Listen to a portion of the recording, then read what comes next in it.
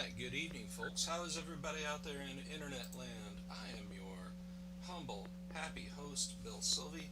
It's good to see you all. Thank you all for joining in and watching the craziness. We're just waiting for Kyle to step in here, and then we're going to go ahead and get started. We might do a little D&D tonight. Kyle, though, has some mail call stuff to show us this evening, and I am looking forward to that. That's a bit of a surprise. I was not aware we were going to have a mail call today, but I mean that in the best possible, coolest ways. Kyle, how are you, my friend, my Antipodean buddy? Good morning, boys and girls, or whatever time it is around where you are.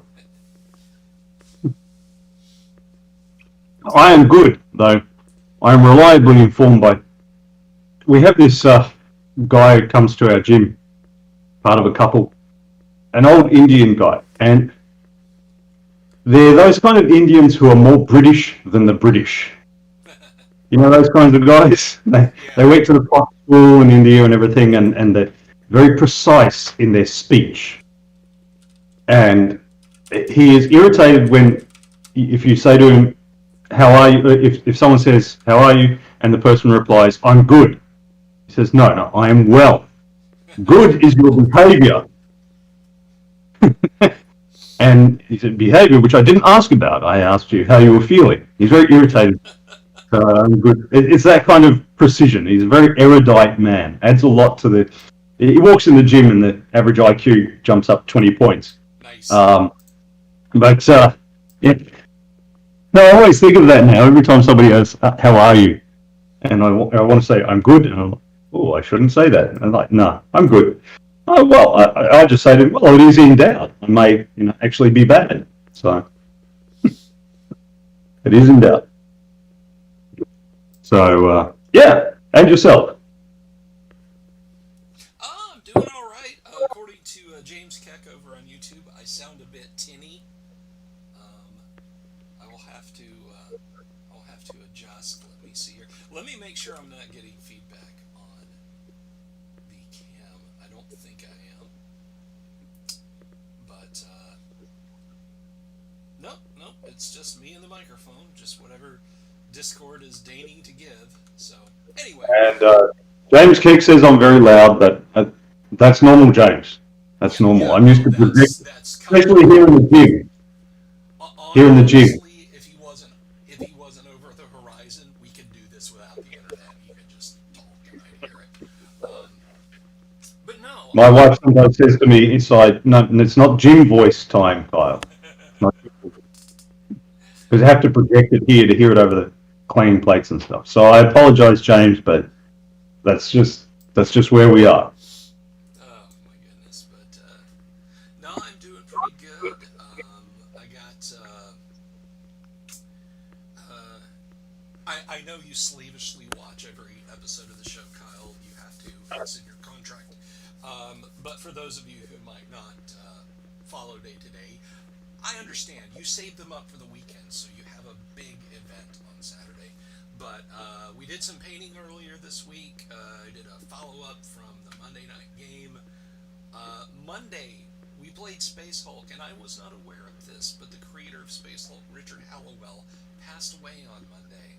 There I was playing his fantastic creation, and he went to the great beyond. So he will be missed because Space Hulk is an absolute blast to play, and it's, in my opinion, one of the few things that Games Workshop did that is awesome from beginning to end. If they would just keep the game in production so people could buy it, because when I show it to people, be it talking about it on stream or taking it to stores and playing people, they're like, "This is so cool, I'm gonna go buy one." Yeah, best of luck. You might want to take out a small loan. But Mr. Hallowell, you will be missed. Um, but anyway, yeah. So that's pretty much been the haps, been the ongoings. So uh, passerby says I'm barely audible. Huh. Let me make some adjustments now. Let me adjust my mic because I don't want to not be heard.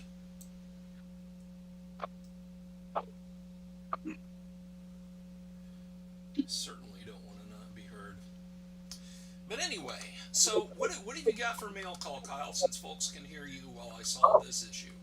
Number one, since we're going Rune the Quest. old rule question. But this is not even the most popular edition was probably the third. That's the one that came in the boxed set. That was it was a pretty damn good edition. That's when they fully got into all their Glorantha stuff and all the rest. But yeah, this is the first edition. Correction, this is the second edition. I know because it said on the inside, second edition, and it's got errata. Okay. It's got errata. These are from the days when print on demand wasn't available, so they couldn't just reprint the whole book. They just print use the old what do you call them? The blanks or whatever, the sheets where they had the thing printed up, stenciled onto it. They just use the old ones and then slip in an errata page. Yes. Yeah, so the second edition has not really changed from the first. It's just expanded a wee bit. And honestly, I find it a bit clearer than I did third edition. And they've got the good old examples. Rurik Saga was part of Rurik Saga. RuneQuest was quite good for that, for putting examples in their book to illustrate what was happening, though it wasn't that complicated. I was discussing that with people about writing my own game. I gave into pressure and put in examples, but AD&D had barely any examples. There was the combat example in the DMG, and then there was the encumbrance one. There was barely any, really. No, Player's Handbook didn't have any examples. Maybe the Player's Handbook, but man, the DMG, and this brings up an interesting point. I don't want to get too far afield because I want to talk about mail call and RuneQuest in general, but someone over on the RPG site, I always make that mistake. So sorry. People were asking about their favorite versions of D&D, and someone asked about the rules cyclopedia. And here's where I make enemies and we lose 130 subscribers. I am not a fan of the rules cyclopedia at all because it is washed out, bleached, dried in the sun, and then the whole process is repeated.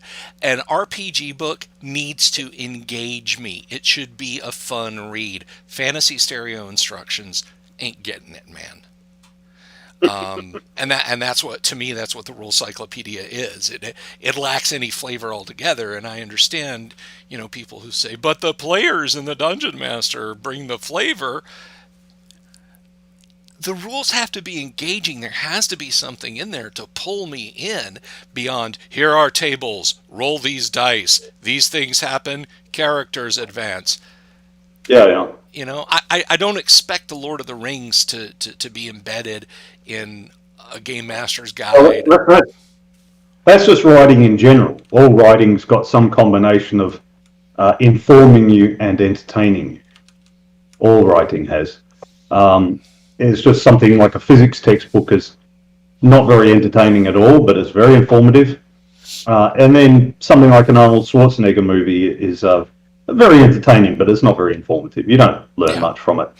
I've even seen some physics textbooks that if you're a physics student, were entertaining in places. Oh, yeah. Anything's entertaining if you're already into the subject. The question is, does the writing draw you into the subject in the first place? Exactly. So if you're already a gamer dude, you may not mind bland writing because I just want to know how to play. But if you're not already a gamer or not much of one, you want to be able to read the book and get all excited. And I've seen that, like all my role-playing game books are on the shelf for anyone to pick up and look at any time when they're in the lounge room, and I sort of take that as a cue. Like, people pick up Dungeons and Dragons and have a look at it. people pick that up and have a look at it, and the DMG they pick up and they sort of go, whoa, with the size of it and the density of the text and everything. But then they read a little bit, they get engaged with that. That doesn't really happen with GURPS or things like that, where it's an instruction book, So it is a difficult balance, because if it's too big and complex and entertaining, well, then you get Cinnabar, World of Cinnabar. Yes. It's very engaging and it's absolutely insane, and it's fun to read, but it's totally unplayable. So, and on the other hand, you can write the rules for chess on a page, but nobody reads the rules for chess and goes, "Oh, this sounds cool. Now I want to play." Yeah. They have to be introduced to chess by another person, not by the rules themselves. So role-playing game books are a bit different to other kinds of rules in that people may decide to play them just from having read the rules. Other games, people play them because somebody says, let's sit down and play Pandemic or something. Apparently it's been very popular last year.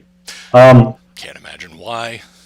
Pandemic, or what's the one my wife and kids play? There's it's a Railways Across Europe one. You've got little railway trains and you stack them up. That you're building railways across Europe, and you get extra. You'll have a card saying Madrid to Moscow or something, and you get extra points if you complete a continuous railroad from Madrid to Moscow. And nobody reads those. They just read those rules to figure out what they have to do next. They don't read the rules and go, "This is cool, let's play." Right. They're asked to play by somebody else, so it's a little bit different. And I think it's probably important for game writers to understand that, but they don't. You are a game writer, so you understand that definitely. Sorry, my phone's going off in the background there. So, well, there's RuneQuest 2nd edition. The writing is engaging. Yeah, the character sheet not so much. They've got. You see the little the man shape, the box man shape to show where the armor and so on is. I'm zooming that in. That's and the character sheet is just lots of text, which isn't really necessary. But they were trying. But even like starting equipment, got clothing equipment, and then there's, depending on the background of character, may also have peasant, townsman, barbarian, poor noble, rich and very rich noble. And as soon as you see the list of the gear, you start imagining your character. You wouldn't think that a list of, snares, drinking skins, basic camp gear, torches, blah, blah, blah. You wouldn't think that, but, it can be so. It can be so. Yep. Rurik Saga. Rurik we find has a 25% chance to hit someone with a club or cudgel, which he no doubt had some experience with running with the street gangs of his hometown. If he chose to use a broadsword, he'd attack at 10, parry at 5. So they convey the rules, but they're putting a little bit of kind of personality into it as well. Right on. So, yeah, they do that quite well. They do that quite well, and apart from the character sheet, it's a pretty well-organised book. And originally written in, 78? Mm-hmm. I think. Oh, yeah, 1978. This edition, 1980. So, yep.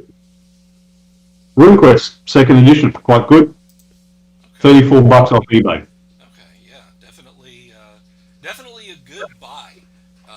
Not good buy, but a good purchase if you're if you're looking for something that can bring some kind of an interesting twist to fantasy gaming, but that's not AD&D. RuneQuest is your go-to. So says Kyle. I think so. Well, I mean, it was one of the fantasy ones that sprang off from people not being satisfied with D&D. Because it's got hit locations and it's got skills rather than classes. Your class really just, okay, you're going to get these skills, but anyone can do any skill. So yeah, as skill systems and so on go on, it's not bad, and it's pretty deadly because you've got location hit points, so it's pretty easy for you to be crippled and fall down. So yeah, it's pretty deadly and brutal in that regard. Those people who like that. I remember we had the discussion about what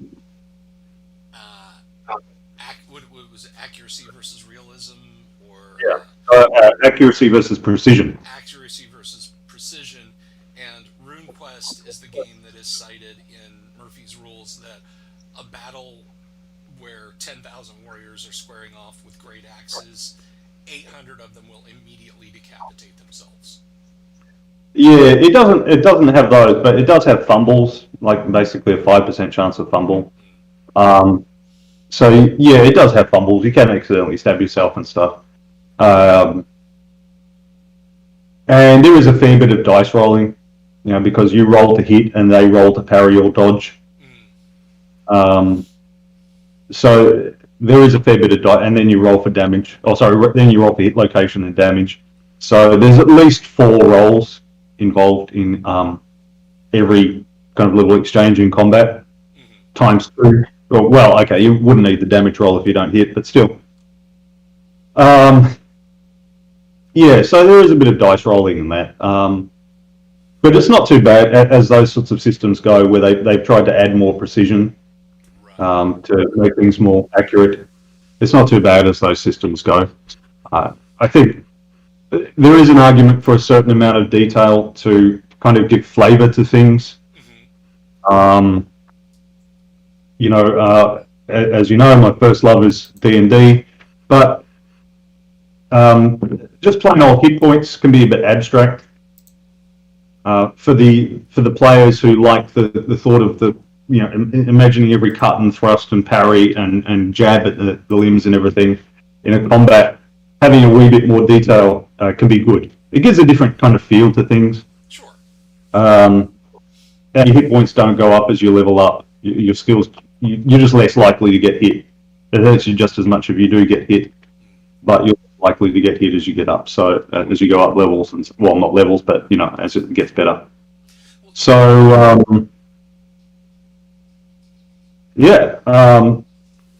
so I think it's quite a good, pretty old school game. And the funky thing is, for those who are into it, there's the basic role playing, the generic system, and there's Call of Cthulhu and so on, and it's the same system. It's the same system. It hasn't changed in 40 years. They've resisted the D&D or White Wolf kind of thing of just adding stuff on to make it more and more complicated as time goes on. They've managed to resist that. But it's like Cthulhu. This, what are they, 7th edition or something now, and it's exactly. Yeah, it's exactly the same. They finally did introduce some fairly comprehensive sea changes in the rules in 6th, but I think it was so badly received that they kind of that they rolled them back for 7 and went back to BRP. And what I have found as a long time Cthulhu was like D&D 4th edition. Yeah. It was. What I have found is if you can grok D&D, you can pick up BRP just as easily. I mean, it's really not. It's not much of a leap. And in fact, I in the future, and we're not pouring cement on this. We're not gonna try and get anything set in stone. But I think it might be fun, and you guys can certainly give us some feedback and let us know if you'd like to see this. At the very least, do a let's play of character generation on RuneQuest. That might be interesting. And in the interim, if one isn't in the giant game collection that was betrothed to me by a friend, if I don't have RuneQuest in there, I'll pick up some RuneQuest between now and then. If that's what you guys want to see, if that's the kind of content you guys want, I'm sure we're game to do it. For sure. Yeah. So you now next in the mail call is Heroes and Other Worlds. You guys, you mentioned before the RPG site.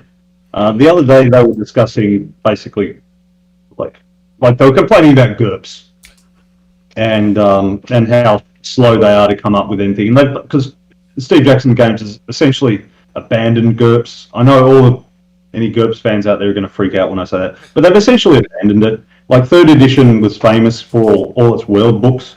Lots of people who didn't play the game bought the world books, and apparently for the companies, the world books don't make any money, so that didn't persuade them to keep going with it. But anyway, they released fourth edition, and it was the edition for gearheads. It was the big, complicated one where everyone can adjust to what they want. You know, one of the default advantages was a character having two heads. You know, how many characters are going?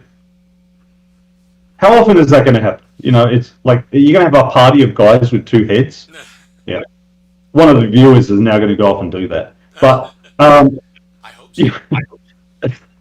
It's just, yeah. So I had all this stupid shit in there that nobody ever loses, and they go, "Oh no, it's a toolkit." I hate that when they say it's not a game, it's a toolkit. I want to hit them with one of the tools. Just give me a damn game, you know. Don't give me a toolkit. So they made it too complicated. I know because I tried. So that they've got a Men in Black program where you go around doing demo games and promoting the game. I remember. And if you do that, and if you do that, they'll give you points and let you buy books and stuff. And they got all paranoid about it and required all this verification and that, which we were insulted at. So I kept being Men in Black, but I didn't claim any of the points for it. So I went around giving like test sessions, if you like, to people in game stores. Okay. I'd be there at an open game table and people sit down and play GURPS. And we just had to ignore 2/3 of the rules and just skate over things. And you have to have pre-gens.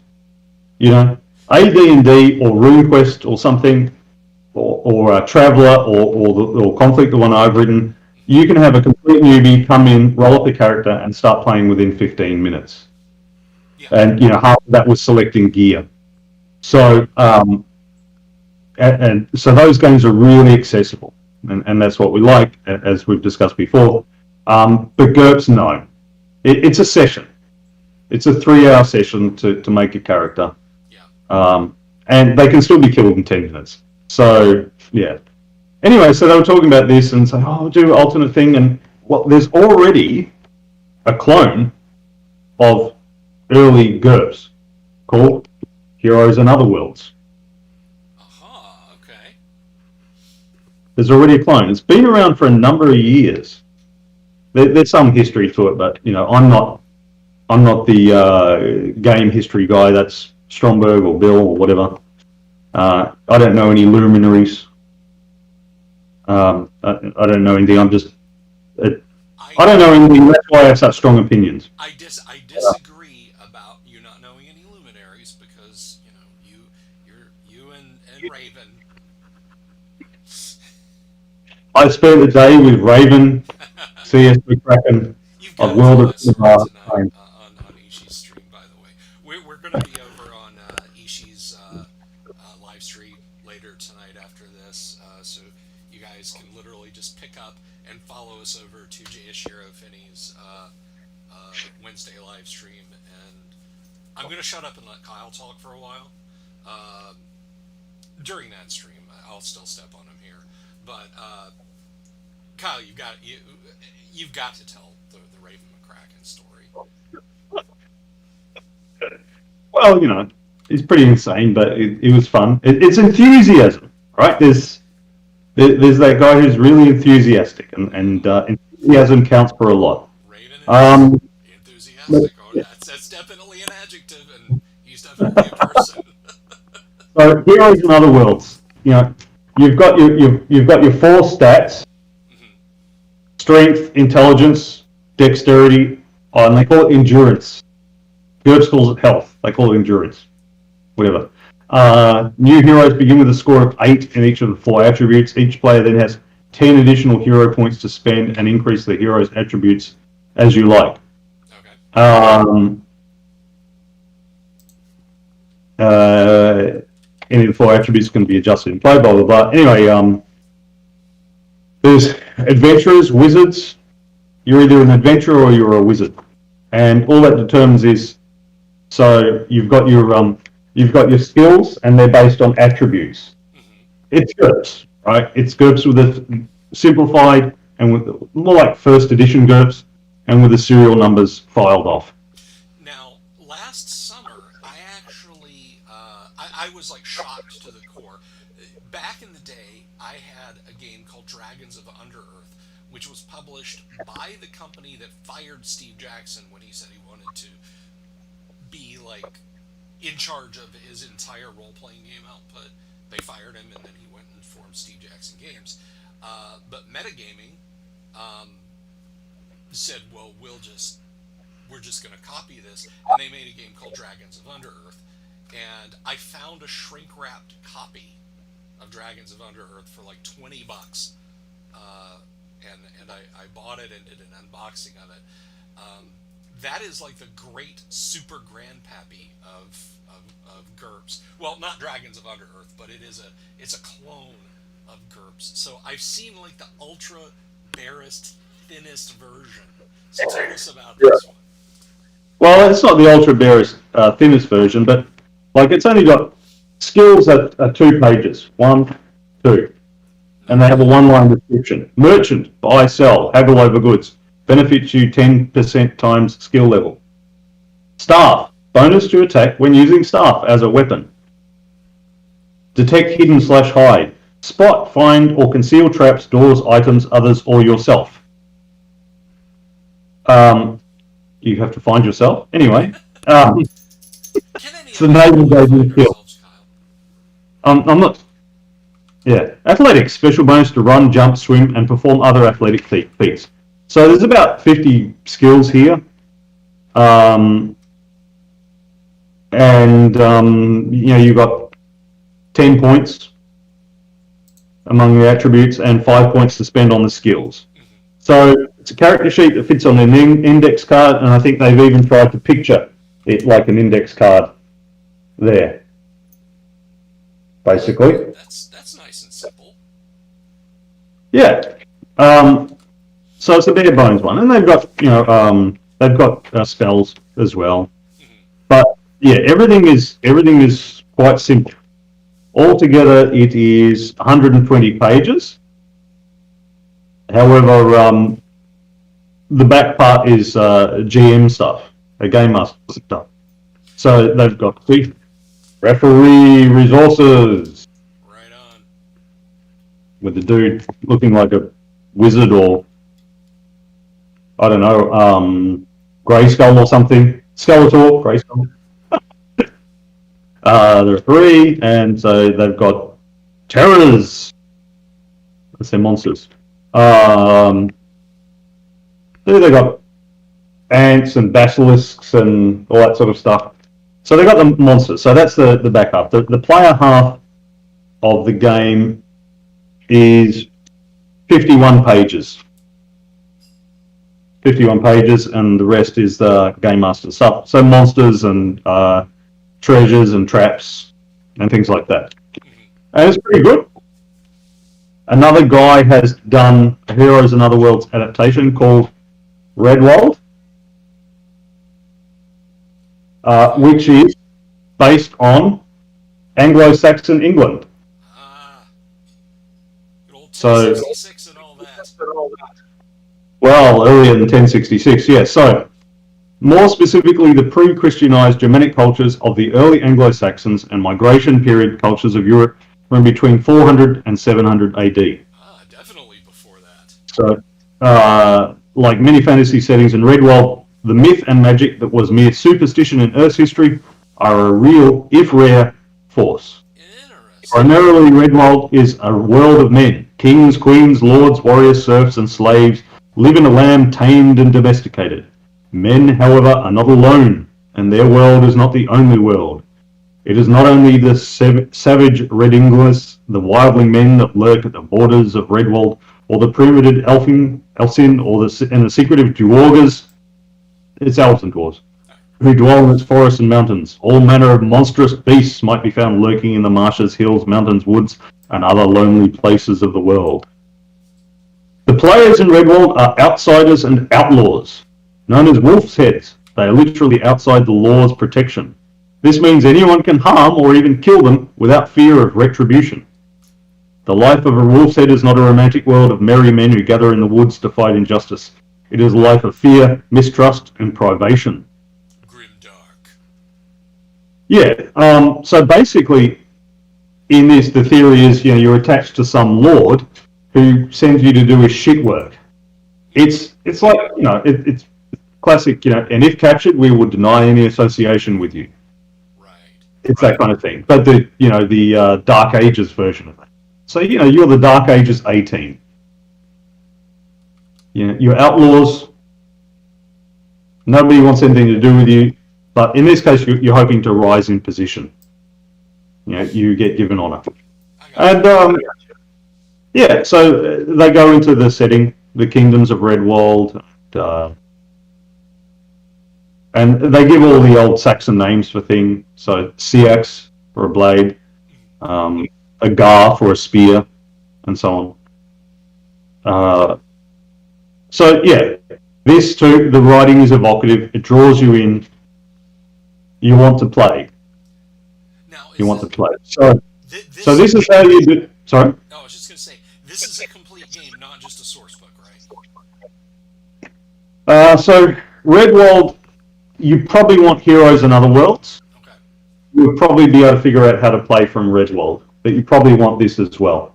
Both of these I got from Lulu, though they're available, must be available more widely because they've got ISBNs on them. If you only sell on Lulu, there's no ISBN. Okay. You only have an ISBN if you want to sell on Amazon and things like that. They're available pretty widely. You probably want both. You could figure out how to play from Redwald, or you could just use it as a source book. You could figure it out how to play for Redwald the way you, Bill, figured out how to play from your first module. Keep on the Borderlands. That it gives you enough information to be going on with. Right on. But it would probably be better to have the other one. Or you could just use it as a source book and just ignore all the rules stuff.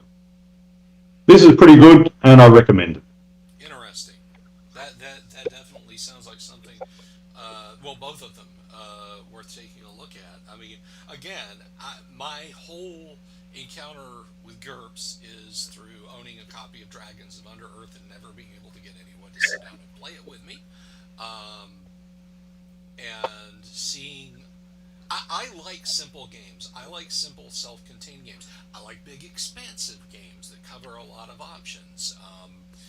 But, yeah, stuff that comes in one box and has, ultra-light rules. I dig that, man. I very dig that. So, I'm going to have to check that out. That sounds like... Well, the Heroes and Other Worlds... the character generation would be a little bit slower than D&D in that because it's point buy rather than random roll. Random roll, whether it be RuneQuest or D&D or whatever, random roll is always quicker because you've got no decisions to make or agonize over, and that's why I joke, half character generation is choosing gear because it's about the only choices that players have got when it's entirely random roll. This is point buy. But there's not a lot of points to spend. If you've got 4 attributes, they start at 8. You've got 10 points to spend to make them better.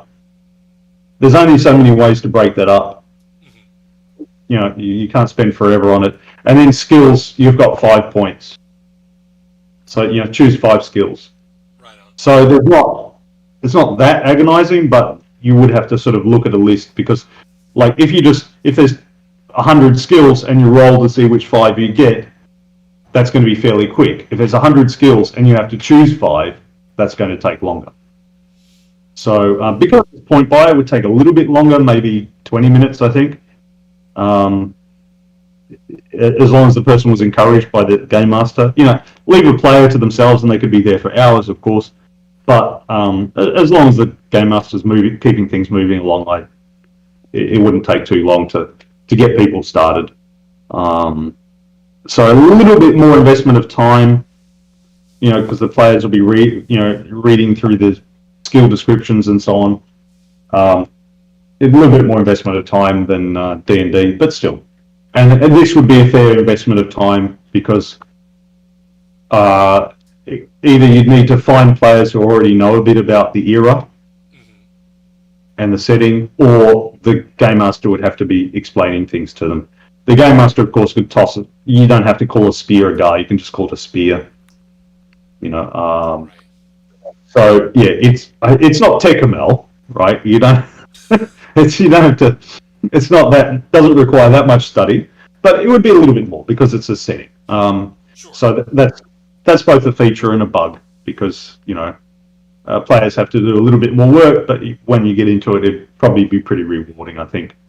I don't know. I don't, because I have an open game table. I don't usually run really detailed settings, because anyone can rock up, and we don't want them to. We can't be sitting there speaking Soliani or whatever that they've got in Tecamel or Elvish or something, and that's a bit much to ask of a player who's just rocked up to the game table. Yes. So I don't usually run detailed settings, but this is a pretty cool one. There's a small press game author, and he's a friend of mine, a good guy, Scott Hoover, who talks about his first brush with Tecamel, and it was exactly that. It was a con event, and 90 minutes of the game was making up a character and choosing your house and explaining your backstory. And I'm just like, I could not do that. I could not take 90 minutes of a 4-hour slot, which is already taken out of the narrow window of time I have to play a smorgasbord of games just for character generation. I mean, I get it if you're into Tecamel, if you're like, oh boy, I'm gonna go play with Mar Barker's group, the group of people who played with M.A.R. Barker, and that's, if that's part of your buy-in, if that's what you're looking for, that's fine.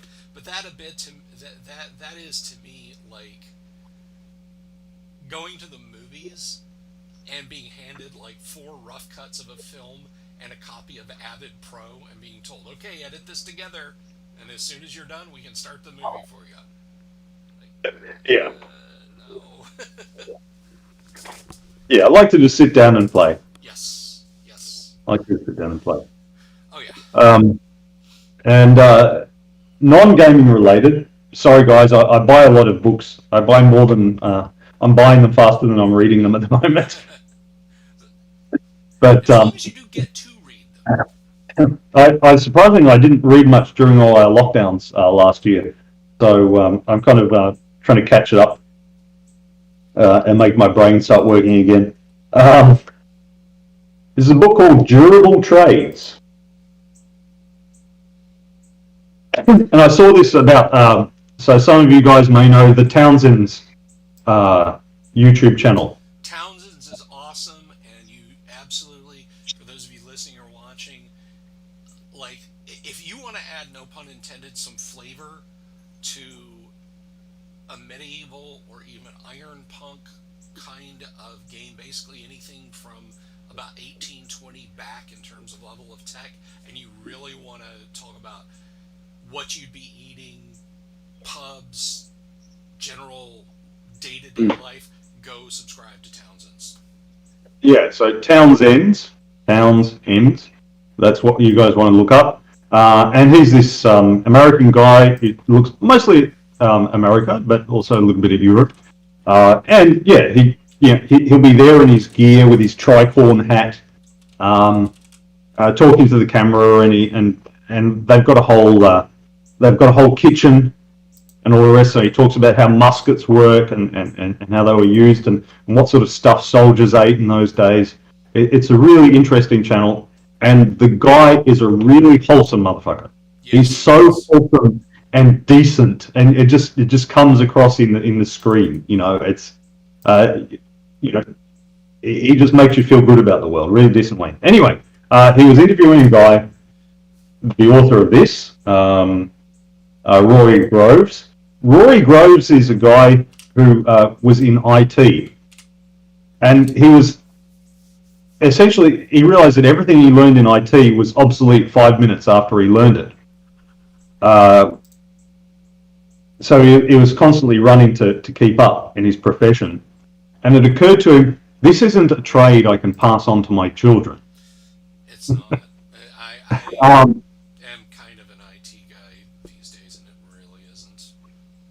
Yeah. And also he said it's not a very family friendly one because it's, you're off in the office away from people and that. So he started thinking about what's more friendly to the family and something that he can pass on to his children, and where he's not having to constantly relearn everything. And he ended up becoming a farmer and running a farm. And then he thought further about the jobs. What are the durable trades? What are the jobs which you can pass on to your children, because not a hell of a lot will have changed in the interim. And what are the jobs that you can do, if not at home, at least pretty close to home, and which are otherwise pretty family friendly? So ones that are pretty resistant to technology. And you came up with things like farmer and carpenter, things like that. Came up with a list of that. So it's a book all about that. And like midwife. That's another durable trade. Gardener, woodworker, carpenter, cook, brewer. Some of you guys will be happy to hear. Brewing is a good trade. Yes. And innkeeper. Innkeeper. So anyone who wants to start their own Inn of the Welcome Wench. Yes, if you want to be an ostler, that's the book to go to. In the village of Homelet, yeah. And mason, silversmith, interpreter, author is there. Interestingly, author,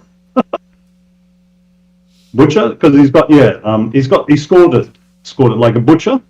So there's score. There's historical stability, and resiliency, family centeredness, income, and ease of entry.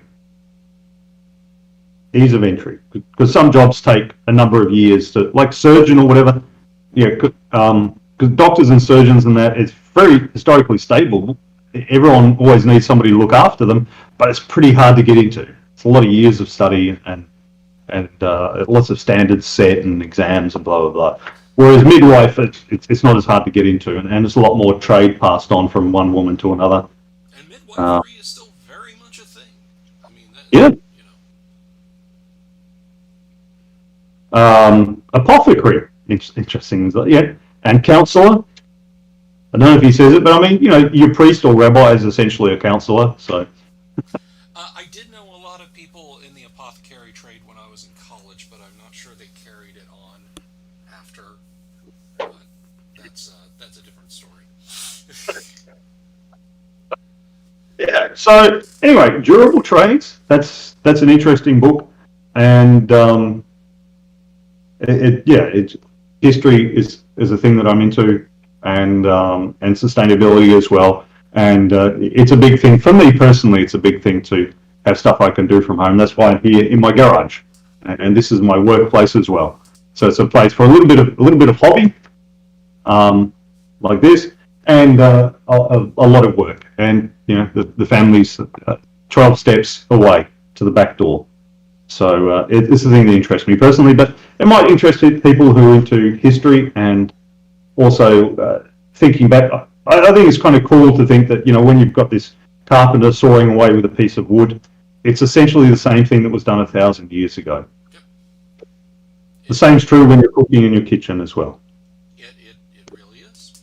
It really is. I mean, a lot of hay is made about appendix N in AD&D, and if you're not aware, if you're coming from a newer D&D scene, essentially appendix N is Gary's list of books that he thought were cool and sprinkled their contents throughout Dungeons and Dragons and Advanced Dungeons and Dragons First Edition. But one of the things that doesn't get mentioned a lot, and I found this out actually through talking with Gary about the Satanic Panic and people, like two people that just popped up on Donahue or something like that claimed that they had worked at TSR and that there were tons of black magic books and satanic Bibles and that sort of thing. And Gary just laughed and said, what we had in our reference library were encyclopedias that we had bought from Lake County's school system, dictionaries, thesauruses, and and old history books. That's what writers had to go to back in the day at TSR if they needed some reference or inspiration. So from one neckbeard to another, Kyle, I think you'll agree that having an historical volume is just as important as the latest fantasy page turner when it comes to inspiring and fleshing out your campaign world. Yeah. Yeah, and yeah, it brings little details. It just makes the game more rewarding if there's little details. Mm-hmm. You know, I think you can go a bit too far into it and have the 20 different kinds of pole arms and stuff, but the that was a step too far. But yeah, I mean, you know, in the end, we're not an historical reenactment society. No. But I think it is cool to have those little kind of differences in without being the actually guide. Well, actually. You know, but the game master could say, well, at the end, no, there isn't tomato soup. There wasn't part of the thing, but they have lentil stew. It was like there's a fun little game called Kingdom Come Deliverance. Mm-hmm. It's a computer game. And you're Henry the blacksmith, and the village gets wiped out by raiders, and then you go on and you get involved in local politics and fight and blah blah blah. Anyway, your character has to eat and sleep, and there's always the cheapest meal to eat is lentil mash. So they've just overboiled these peas into a little bowl, and you're sitting there with your little bowl of lentil mash, and you can get bread and other things and that, but it's never very elaborate. It kind of draws you into the world. You know, Henry, the son of the blacksmith, sitting there eating his lentil mash. It draws you in a little bit. So these little details can be interesting and fun. And you can go the fantasy way as well. There's a random tavern menu generator floating around online, and you can select whether you want a standard menu or a magical menu. So you can have things like Minotaur tail soup, and basilisk knuckles bone soup, and that sort of thing. You can have all these obscure ingredients, so your characters can be sitting eating that if you want. So you can go in all directions with it, but yeah, so that kind of thing. Durable trades, and as you said, old history books and that, they're quite fun, and they add to it. And last on the roll call, there's a print copy of it. You outdrew me, you sucker. I was about to say, hey, you guys can get Conflict, but you have a copy of Conflict, and so that's a thing now, folks. You can get a copy of Conflict. I'm gonna link the Drive-Thru RPG right there. That's in the chat. Facebook friends, I'm gonna put that up for you too. Yeah, it's available now. So I've been doing all the alpha testing, and I sent it out to a couple of guys for beta testing, and I was hoping for more extensive feedback, but I got from my friend Major Pete Tarling, Major of Artillery, and he just said, "This is bang on. Publish it." Oh, okay. And another guy, an SF guy who wishes to remain nameless. He's not secret covert ops or anything like that. He just doesn't want to be involved with gigs. Doesn't want his name associated with it. So, and yeah, he said, publish it. He said it's not deadly enough, but I should publish it. There you go. Well, just as an aside, I don't know if you saw the link I sent you earlier today, Kyle. That if you're going to start throwing together real-world playtest examples for players to run through, I think that situation that went down in South Africa a few days ago is definitely. No, I didn't get a chance to look at it. I was dropping kids off and stuff. Sure. So briefly for Kyle and for you guys, a cash delivery truck, a cash transit truck in South Africa, where they've had, I think in 2020 they had 200 strong armed car robberies in in South Africa in 2020, 200 of them. Well, this just happened a few days ago, and the whole thing is on dash cam footage. And it is safe for work. It's, I don't know that I call it family safe, but there's no blood, there's no gore or anything like that. You don't see anyone get actually injured. The cab of the Toyota Land Rover they're in is completely armored. But it starts just a couple of minutes before the shit hits the fan, and the guy driving the car, this 52-year-old South African guy, and his partner who'd been on the job like 4 days. And you can tell if you watch the guy's eye and the camera's looking straight at his face, he knows something's about to go down. He's rear view, right hand mirror, left hand mirror. He is watching and watching and watching, and finally you see this Audi pull from behind him and pull up on the side, and he just says, "They're gonna shoot. They're gonna shoot." And sure enough, they open fire on him, and he drives offensively, and he and his partner won out. They didn't get picked off because they both stayed cool.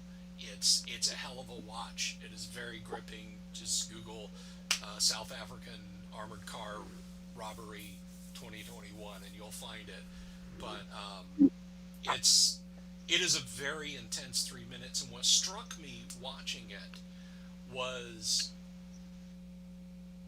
how very alike in terms of, well, I don't know if this is the right term to use or not, Kyle. I mean it complimentary.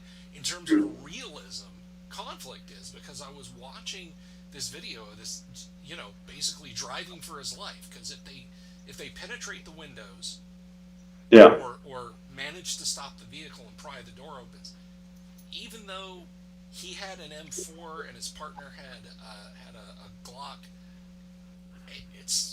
they're done. Mm-hmm. At the very least, they're going to get the shit kicked out of them. And I went back to our playthrough of Conflict, just how, I didn't go in guns blazing. I mean, this guy didn't, power slide his car. Now, unfortunately, we can't see the way he drove, unless somebody's dash cam footage comes out. But, I mean, you can tell by the way he's moving the wheel that he's definitely driving offensively. And the gentleman in question is ex-South African police, ex-hostage rescue, and ex-South African Army Special Forces. He knew what he was doing. Because the first thing I took from what you said is him saying they're going to shoot. He sees the vehicle pull up. He knows that there's trouble. Yeah. And there's a sort of a general thing of mastery of your skill, where you have that unconscious competence, where you know what to do. You don't even think consciously why it's time to do this or that. Like, you know what to do. The example that I've got in one of my books about a mastery is fire chief and his guys going to a house and they're pouring lots of water on the fire and it's not going out. And he says, there's something wrong, and he pulls his crew out. And a little while after, the floor that they had been standing on collapses into the basement. Right. And the reason that the fire wasn't going out when they were putting water on it was that the fire was in the basement. But they didn't know that the building had a basement. They didn't know the building, and they couldn't see stairs through the smoke or whatever, but they didn't know it had a basement. So that's the reason that the water wasn't putting out the fire. But when he was asked afterwards, how did you know? And he said, well, it felt wrong. And but what exactly made it feel wrong?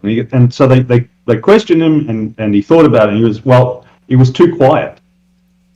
Then normally that kind of intensity of heat would be accompanied by the roar of the flames, and we would be just about deafened by it. It'd be so loud. Okay. But it was too quiet.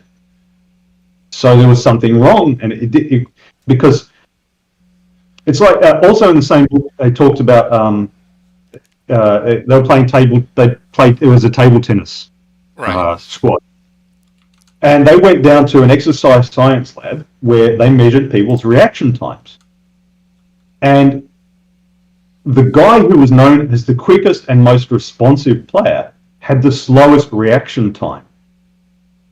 And so they then proclaimed that the exercise science was a load of bullshit, and they all went home and never went back to the lab.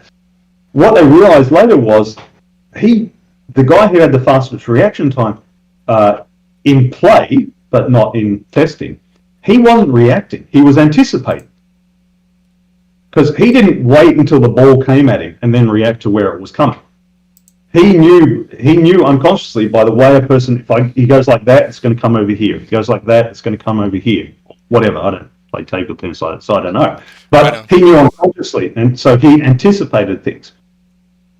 And they also mentioned a thing of chess players, right? If you get a grandmaster and a novice chess player, and you lay out the board like it is in the middle of the game, and you get them to look at it, and then turn around and reproduce the game on another board, as you would expect, the grandmaster is better than the novice at doing that. Mm-hmm. But if you don't arrange it like it's the middle of the game, if you just arrange the pieces randomly on the board, the grandmaster and the novice are equal. They're no better than each other. So the grandmaster doesn't have a better memory of things. The grandmaster understands the language of chess, like the guy understands the language of table tennis, of how things flow, how things tend to move. There's a sort of a language, a grammar to it that you can't really get to this random assembly. There's certain plays that you see and certain layouts that you don't see.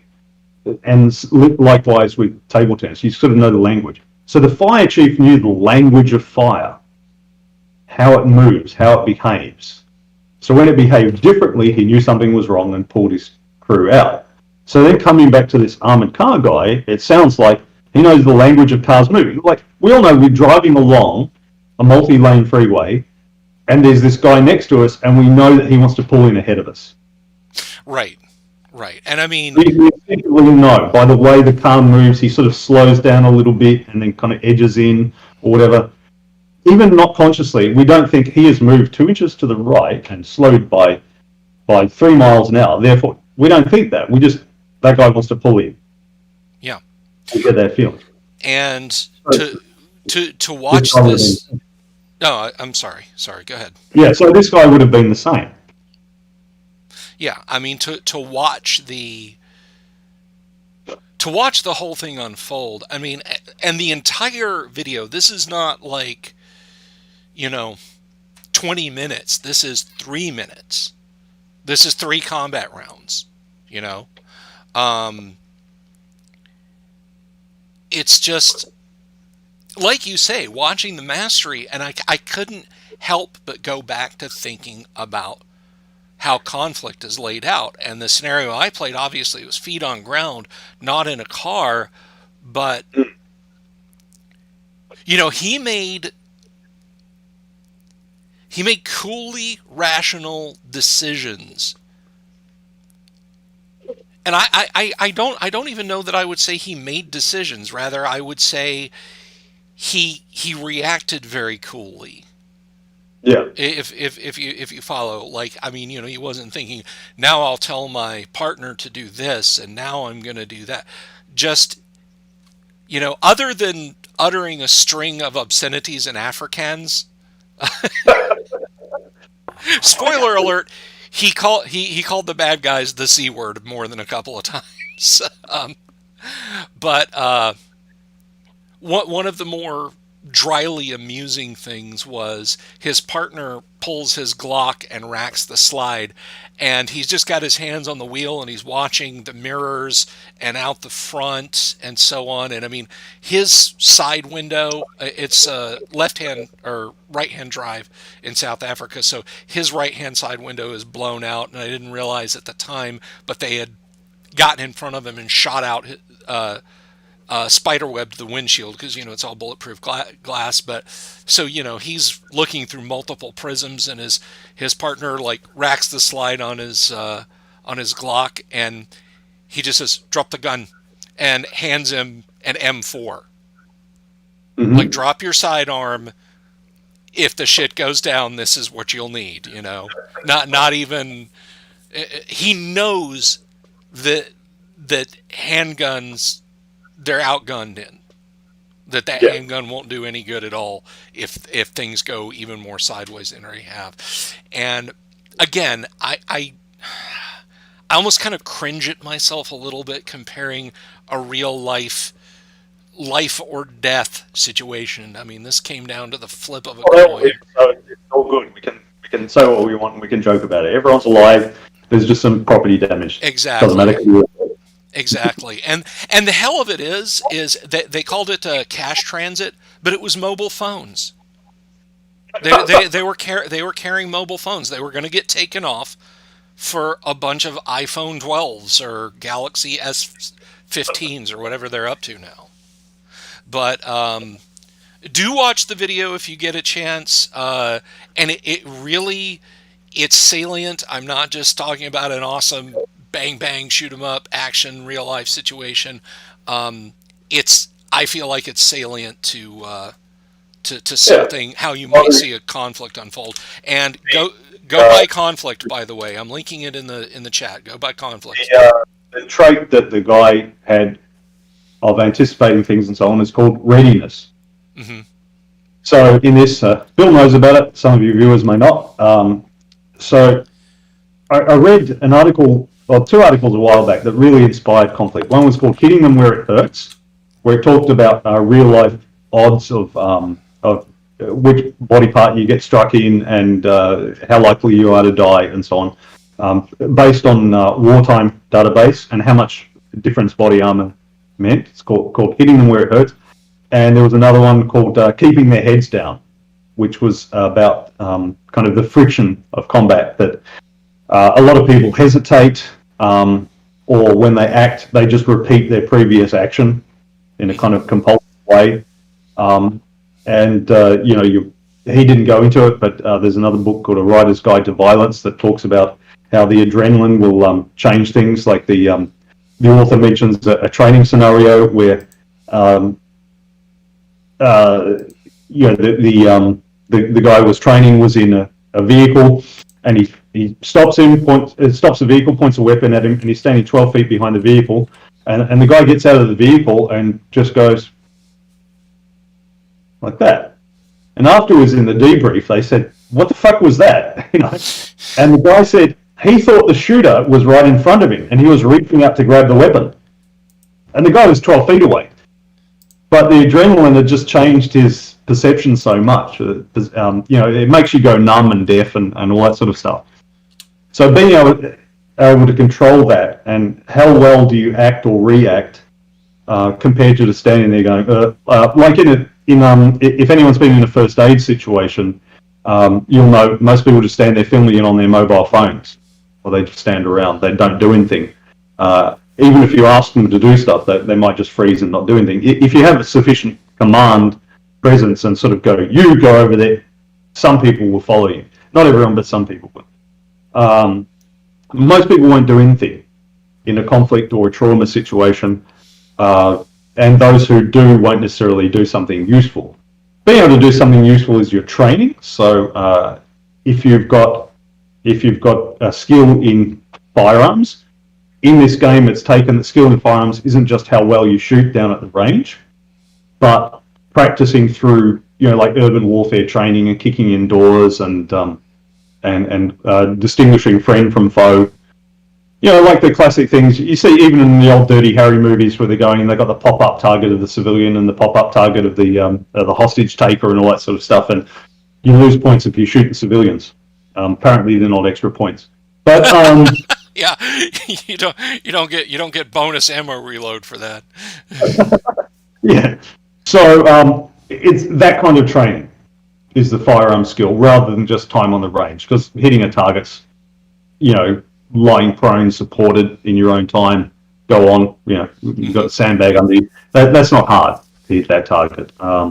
It's a lot more difficult with all the back and forth, and on what in the Aussie Army we call the two-way rifle range. They're both shooting. That's a bit distracting. Puts you off. For sure. So I'm told.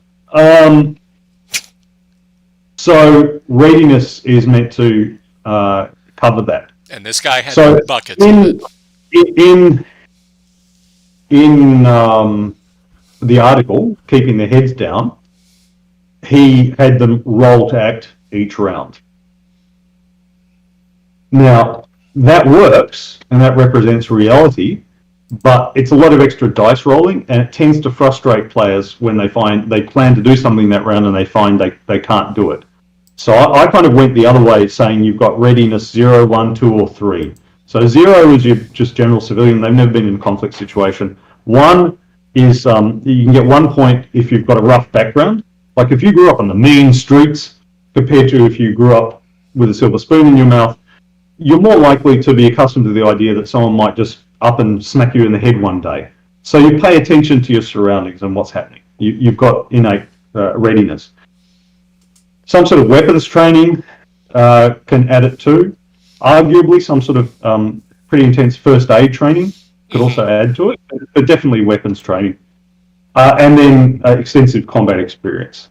So all that gives you 0, 1, 2, or 3 readiness, and that's the number of actions that you have in a combat round. The person with 0 readiness cannot act. The exception is if they surprise somebody. So when you're surprised, the difference in your surprise rolls is how many free actions you get before they can react. So someone with 0 readiness can hide in a wardrobe or behind a toilet door or something like that and jump you. And if they take you down, great for them, bad for you. If they do not take you down, you then get up and say, hey, then they're in trouble. They're like, shit, I thought when I smacked the vase over your head, you'd die. Because I saw that in the movie, but you haven't. Or I thought when I shot at you, I'd actually hit you, but I haven't. Now what? And yeah, they try to stab you and you just turn around and ask them not to. So, yeah, so even someone with 0 readiness can act if they surprise somebody, but after that, they're at a bit of a loss. Everyone else is just 1, 2, or 3 actions in a round. If you get shot, even if it doesn't seriously hurt you, you lose 1 readiness for that round, you lose 1 of your actions. And also suppressive fire. If someone's firing automatic at you, you'll lose an action. And if 3 or more people are firing single shots at you. And that single shots applies to anything. Like in one of my blogs about conflict, I give the example of a woman in a bar fight, and people are throwing beer coasters and beer mugs and bottles and stuff at her. And if enough people are throwing stuff at you, you'll keep your head down, you know. It creates a distraction. So you lose 1 readiness, so the person with only 1 readiness will end up doing nothing. They'll just cower under fire. And that does happen. And whereas the guys with more readiness will tend to act. So that's one of the differences between your, just common militia or reservists and regular soldiers, 1 versus 2 readiness. The regular militia fired on will just keep their heads down, and the regular soldiers fired on, they'll be inhibited in their actions. They won't do as much, but they will still do something because they'll still have 1 readiness left. And then your special forces guys with readiness 3, they'll barely be bothered. But then of course leadership can add to readiness and it goes into it. But yeah, so it's a 48-page book, and I've got new copies on the way. The importance of getting a proof copy. I realised it fell because it's saddle stitched. It's actually stapled, but saddle stitched. It falls open very naturally in the middle. Mm-hmm. So in the new version, I put the combat charts in the middle. Excellent. So that it's all open naturally there. Yeah, I hate. Because when you're dealing with this sort of thing, you want that to be in the middle, easily accessible. Yeah, that's like when I play the Monday night AD&D game. Of course, I have everything. I have multiple PDFs up and all that jazz, and I get every week I get senior brain and have to scroll up and down trying to find the combat tables. My Dungeon Master's Guide has been opened to the combat tables so many times. If I drop it on its spine, generally it's going to fall open to them. So a physical book that easily opens to the important stuff is always appreciated. And Cerulean Knight was asking about Conflict. Cerulean, I am going to once again link to that. You can and should go get yourself a copy. That's everyone. Go get yourself And a you can copy of also Conflict. find it at my blog, which I put the link at, the Viking Hat GM. All right, let me link that, because like other participants, like if I could add you as a co-producer or something, you'd be able to do it. I don't know of a way to do that. That might be a thing. Like I can add staff after we get 1,000 subs on YouTube, which we're driving for. And I just want to make a quick channel commercial here while I find the. While I find that link to share, I have been beating on this drum for a while, and you guys have been doing so awesome, getting subs and everything like that, and I appreciate it. If you like Conflict, if you missed out on the Space Hulk game, or you liked it when Kyle and I played some AD&D a while ago, or any of the games we're talking about, and you'd like a chance to play them, folks, when we get 1,000 subs on this YouTube channel, I am going to hold a mini con. I am going to run an entire day and change worth of gaming sessions of some classic RPGs. Of course, I'm going to run OD&D and AD&D. You know I'm going to do that. I'm going to run Conflict. I'm going to do a Space Hulk game that people can participate in. But I want to do it to celebrate getting 1,000 subs. So if you're not subscribed to the channel, please click subscribe, hit the bell so you get notifications. Kyle comes in every Wednesday night. He takes some time out of his early day, and I am just ever grateful for his co-hosting. And it's always a lot of fun. So yeah. 1,000 subs equals a game day, a mini-con, AD&D, OD&D, Conflict, Space Hulk, whatever else I can put out on the table, and you guys can come in, and I will do it on Discord or something like that, and we'll all game together, and it'll be a blast. So please, please, please, if you haven't subscribe, and click the bell icon. And tell your friends about it. I know if you're watching this, you're a gaming geek, which means you have friends who are gaming geeks. So bring them into. So please do that. The Mad Ginger says, typically I don't like Conflict, but I'm thinking this game is different than what I deal with at work. Well, unless you're a cash transit driver in South Africa, yes, it probably is very different than what you deal with at work. Yeah, like a soldier or something like that, or at least a bouncer. Right. Probably different. This is the dedication is to my children. May all your conflicts be imaginary. It's the dedication in the book. Yes, indeed. Real life conflict is not so much fun. The fantasy, awesome. Mad Ginger, thank you for subbing. I appreciate that. We appreciate all of our subs. That's always awesome. I should get a little bell to ring. Every time I ring the bell, we get a new sub. But yes, imaginary conflicts, good. Real life conflicts, not so much. So what's that going to set back people, Kyle? I don't know. It's different pricing in different places. It is. The PDF is $13.14 here stateside. I haven't quite said that, but Do what?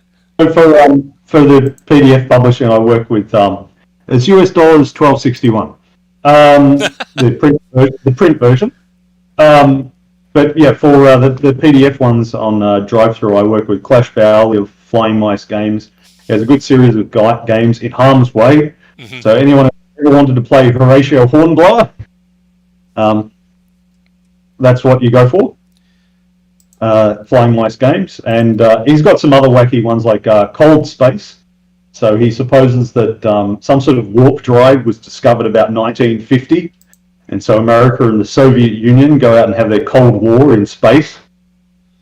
So he's got a few games like that. Great setting, and he's a very enthusiastic old gamer.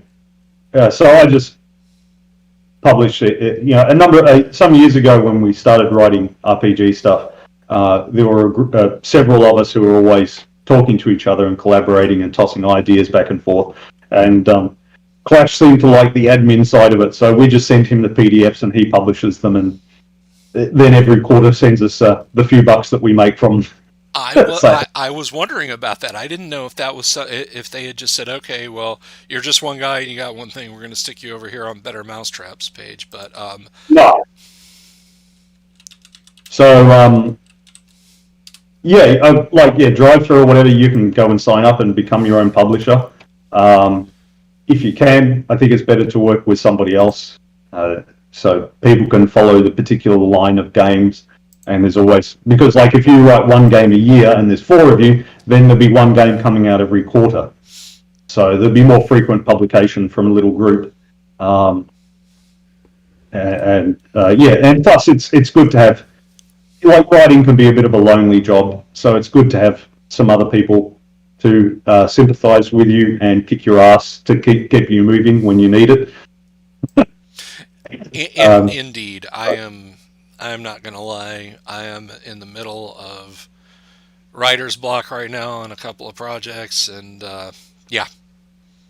Can't remember which writer it was.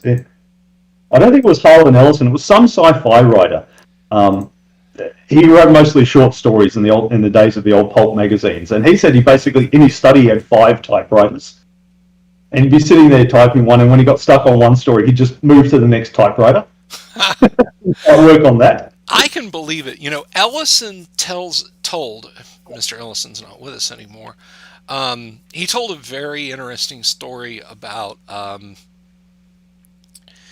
he worked with L. Ron Hubbard, which is he claims that he could talk shit about the Church of Scientology all he wanted because Hubbard basically made it ironclad, gold-plated. You will not bother Harlan Ellison. He is above and beyond you simple people. Ellison, when he was just a teenager, was friends with guys who were in their 30s and 40s and writing science fiction in the 50s and 60s, and he said Hubbard had he would buy butcher paper rolls. And he made a towel bar and bolted it to his apartment wall and fed white butcher paper into his typewriter. He didn't use different sheets of paper. He would just type until he was done with the story and tear it off and throw the roll over his shoulder and start typing again. If it was Hubbard telling that story, and he has in talking about himself being self-aggrandizing as he was, I would say that's another bullshit L. Ron Hubbard C story. But Ellison was there and he's confirmed it. So yeah, I can believe the 5 typewriters story too. Cerulean says, Dungeon, what are you writing? How do I fight writer's block? Sometimes it's music. Sometimes I'll sit down and I'll just get inspired by something I'm listening to and just start hammering away. It just kicks in. Sometimes it's something I see. Sometimes, like after I play a good session of D&D, like the fire will keep burning. Lately, nothing. I have been losing the battle to writer's block. But Cerulean, right now, I'm supposed to be working on a sequel to my module that I wrote with, I should say Lance Havermail's module that he had me write a section of. Let me see.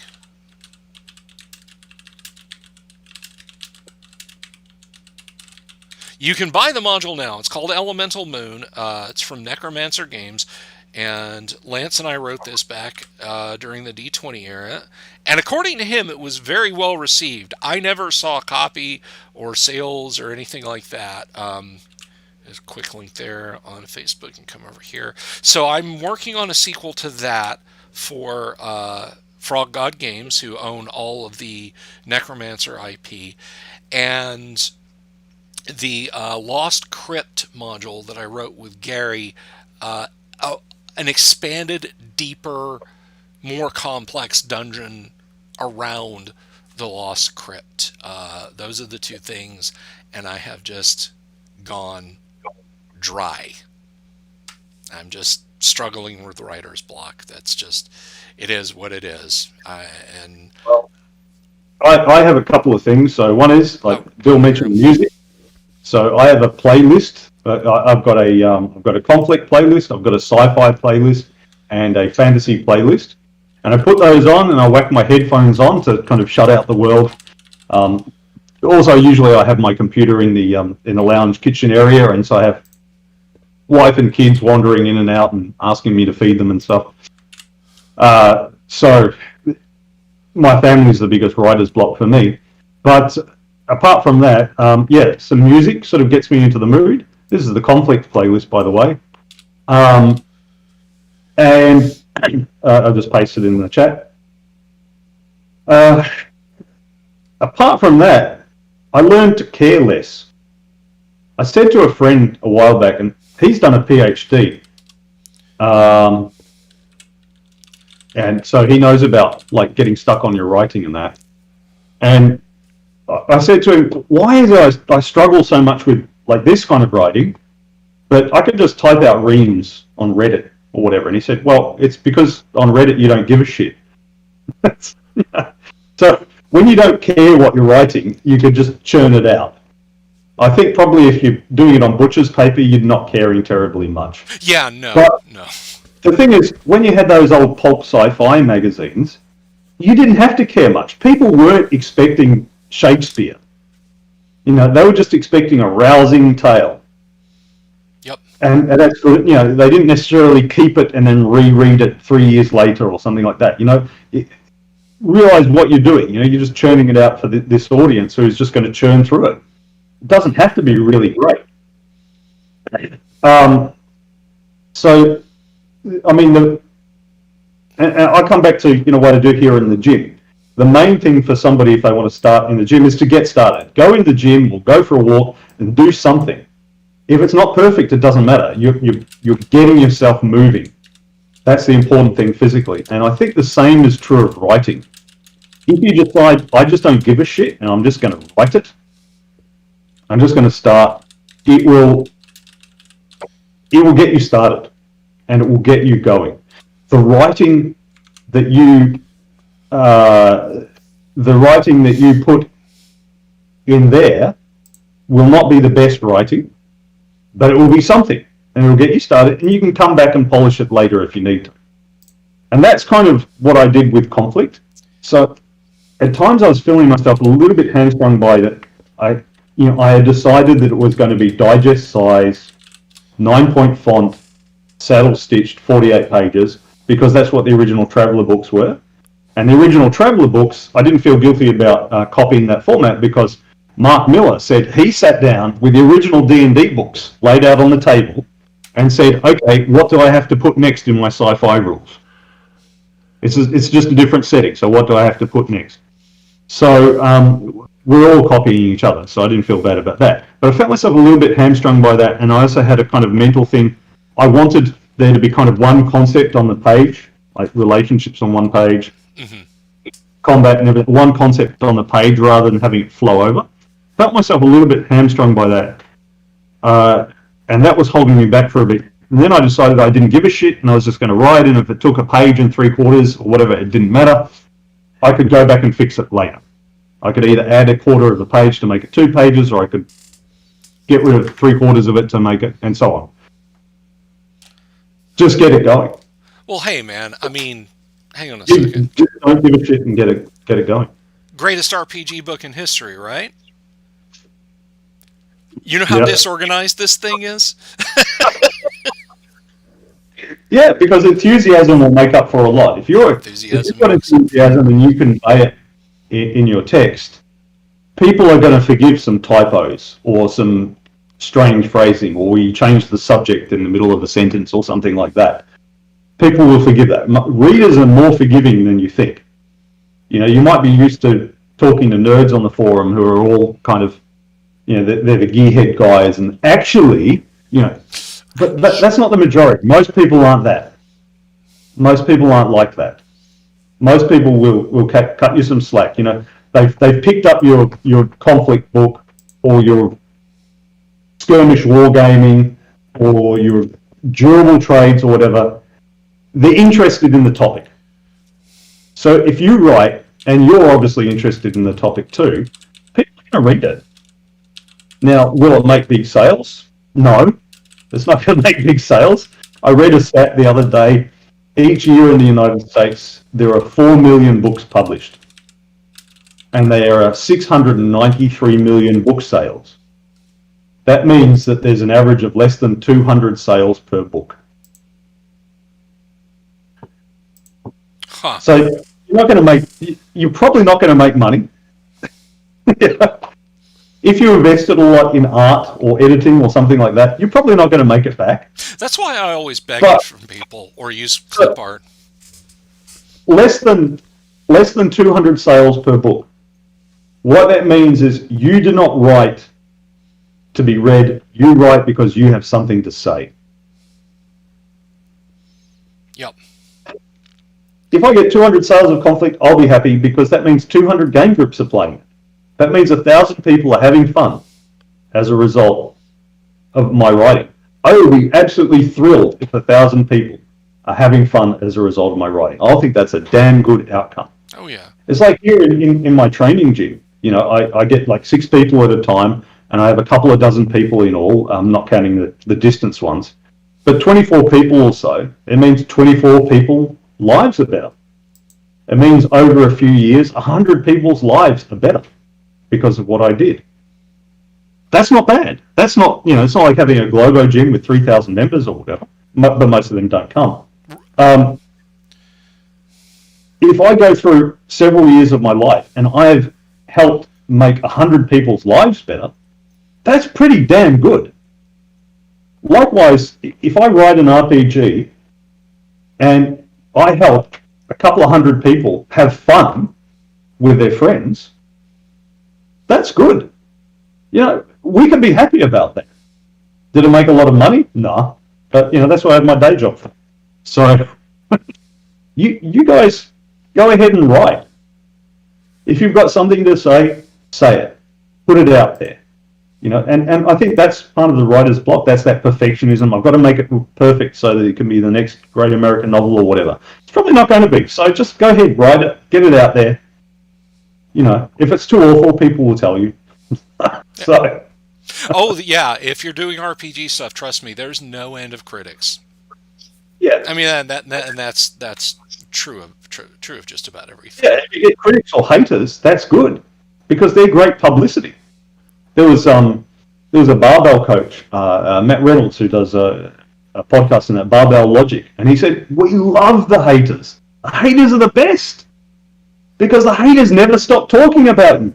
They tell the whole world about you. They're great publicity. You can't buy that. Let me tell you something. There are some RPGs and supplements out there that have come out of the OSR, which is a term that I absolutely despise. I fucking hate it. And I hate them. I'm sorry that they're part of our hobby. I don't talk about them. I might mention them once in passing, but I'm not going to spend an hour or 90 minutes of one of my live streams or forum posts anymore talking about how much I hate them. Because, to paraphrase Gary Gygax, you got to buy the books to burn them. And honestly, I don't want people. I don't want people going and spending their money.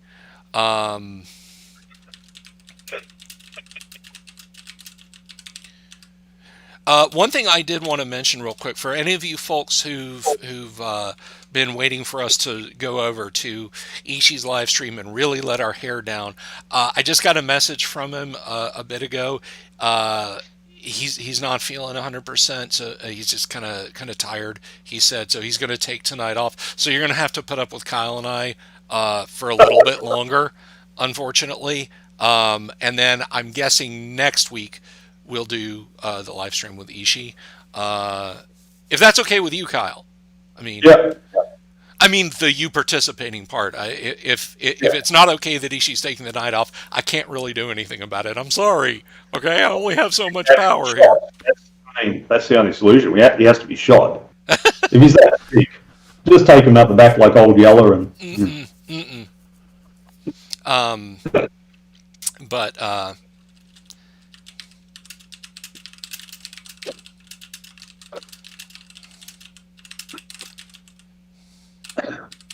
So just get writing, guys, if you've got something to say. yes, Don't worry about it being perfect.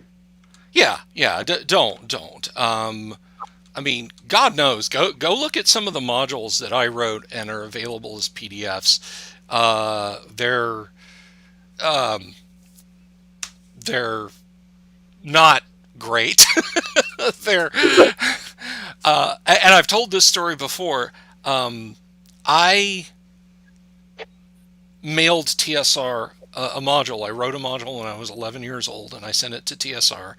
And I promise you, somebody busted a gut laughing at that thing when they got it. But the point is, I did it. I did it just the same. Did it suck? Yes.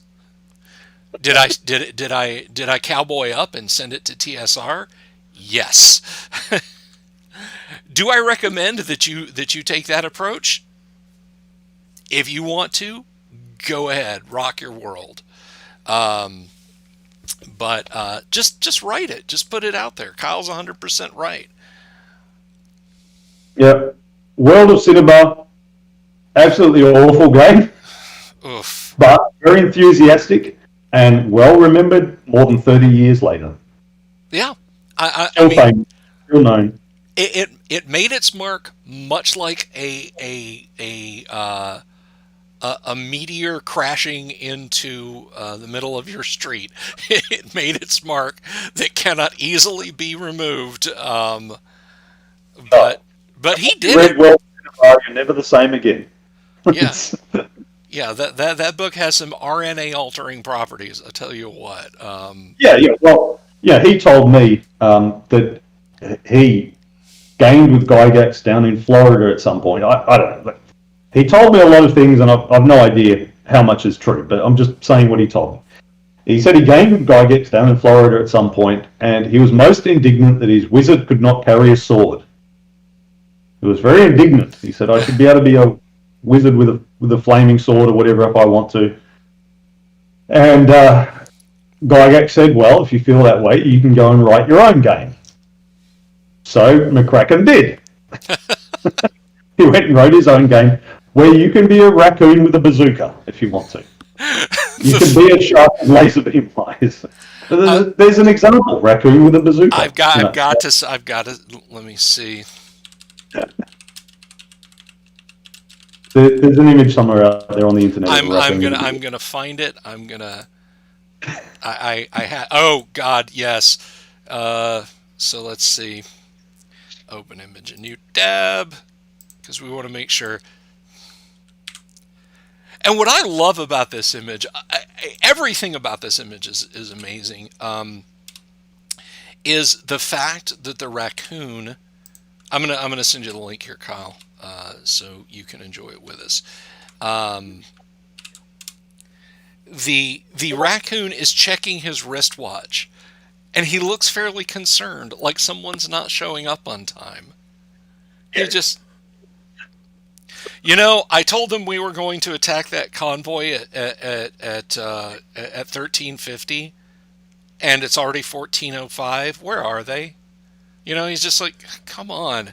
Yep. Yeah, he's ready for action because he's got the grenades lined up, ready to load into his bazooka. Yes, and the artist, maybe it was Raven, we don't know.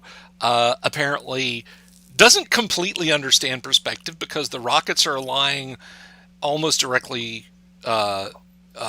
in line with the viewer, but they're getting smaller as they go. Maybe they're different kinds of rockets. Maybe he's like, okay, They're different kinds of rockets. I'm gonna blow up the lead tank with a big rocket. This is a 7-inch rocket. Exactly. It'll And go a there, little bit further. and I promise you there are probably rules in Cinnabar for a 12-inch anti-tank rocket, an 11-inch anti-tank rocket, a 9-inch anti-tank rocket, and a 7-inch anti-tank rocket.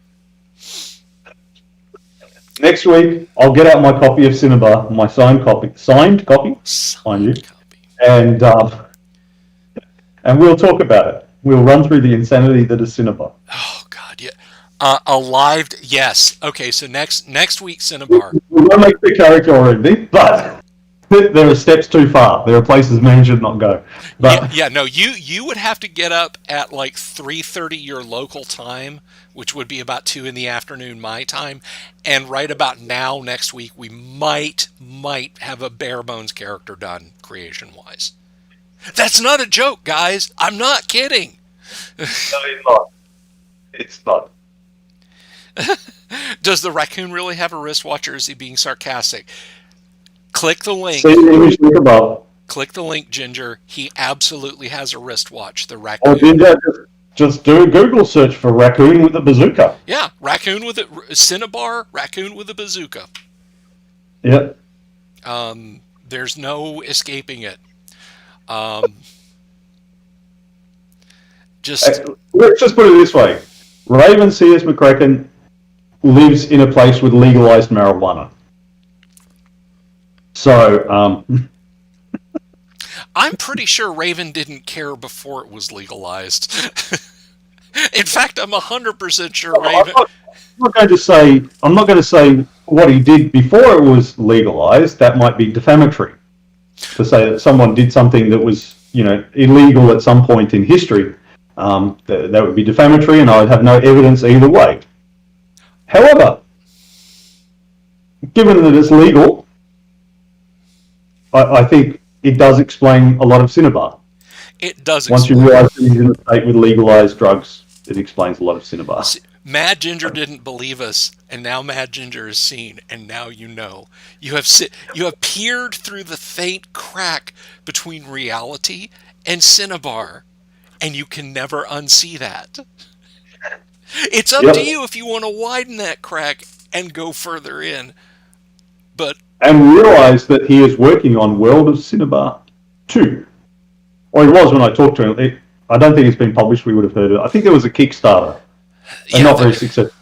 There was a not very successful Kickstarter. I think he wanted like $7,500 and got like $2,000 or something like that. But you know what? It's not like he took people for $42,000 10 years ago and then spent the intervening decade on Twitter complaining about the alt-right Yahtzees and never delivered a product while working on other people's products and doing other things. I mean, I don't know of anybody like that, Paul Bechdel is worried about the raccoon holding the bazooka by its scope and ruining its calibration. Well, Paul... Don't worry, I'm sure there's rules for it. Because when I met McCracken, he was talking about World of Cinnabar 2 and how he'd been working on surprise rules. And when you roll for surprise, there are different modifiers based on whether you're asleep or not. I would have thought if you're asleep, you're automatically surprised, but no. There's different rules for it. And he said with his group, he went into it, and he talked about the stages of sleep. You've got your REM sleep and your deep sleep and your light sleep or whatever it is.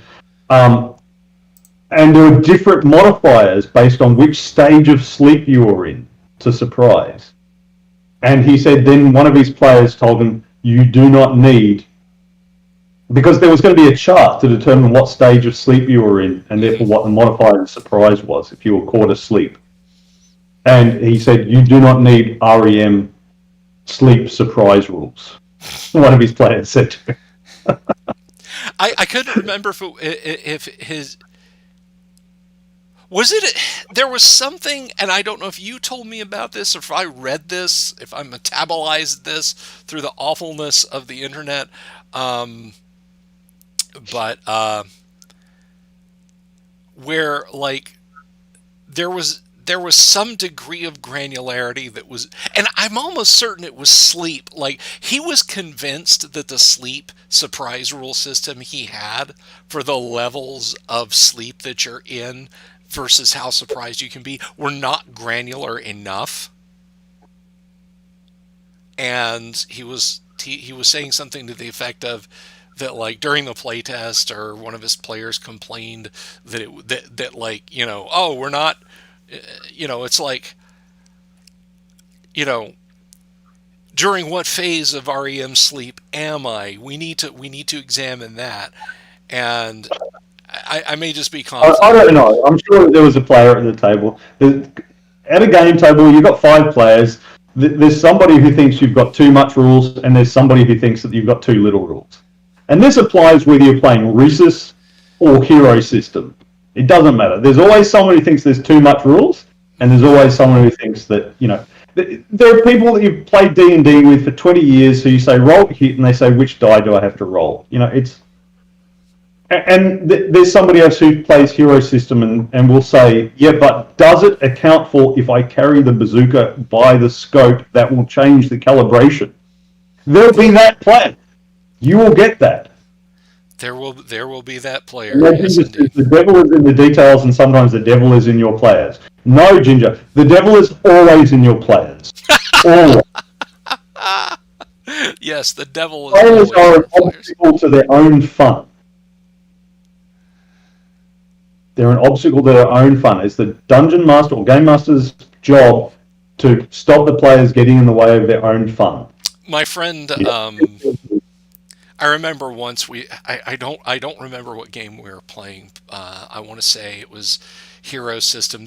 I'm talking like 1989, 1990. I was trying to wake up for the ambush because the cat accidentally unplugged your CPAP. Nah.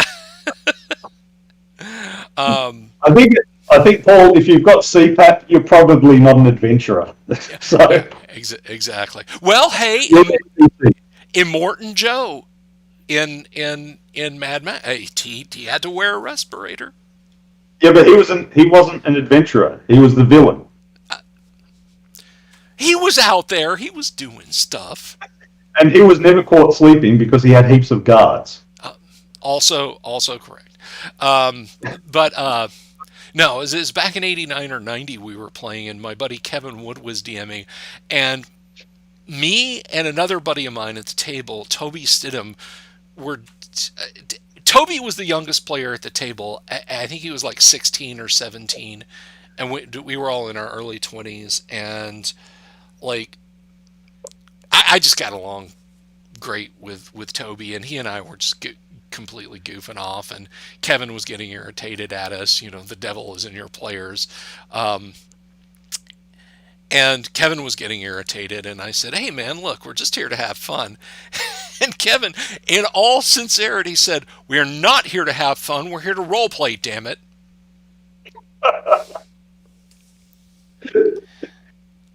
Ginger says that he or she is the kind of player who always needs to ask what dice roll. Sorry.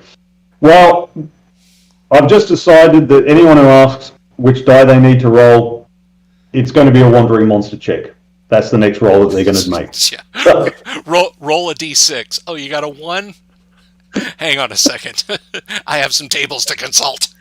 And if that means that you end up with 12 wandering monster encounters in a row, all at the same time, that's all right. Because now, it'll help you remember next time. And the dice have given us a chance to tell a story that neither the dungeon master or players expected. You did not expect 12 wandering monsters to show up at once. Did not expect 12 wandering monsters to show up at once. I was telling the group yesterday, Monday, I ran my Castle Greyhawk game, and the players took an elevator from the top floor, the top level of Castle Greyhawk, all the way to the 20th level. They punched for level 20. They wanted to see what was down there. So they went down there, and I said, the most insidious threat to you right now is listening to the girl from Ipanema for about 20 minutes straight. So, they got down there and they poked around and found the infamous Bone Bluffs near the great underground ocean. And when they got to the mountains, now you tell me, Kyle, if you found mountains that were either made from heaps of bones or covered with enough heaps of bones that it was indistinguishable, as a average 7th level party, would you run from that? I don't know. No, not at 7th level, no. So yeah, they to quote the late great Tex Ritter, they tipped their hats and slowly rode away and did 180 and went back to the elevator. I would have gone for it, but that's me. They had a bit of a. It's always quick to roll up another character. Doesn't matter. They had a bit of a tussle with a Thessalahydra and then made it to the elevator and went back up to the 2nd level where they were promptly ambushed by 5 hellhounds.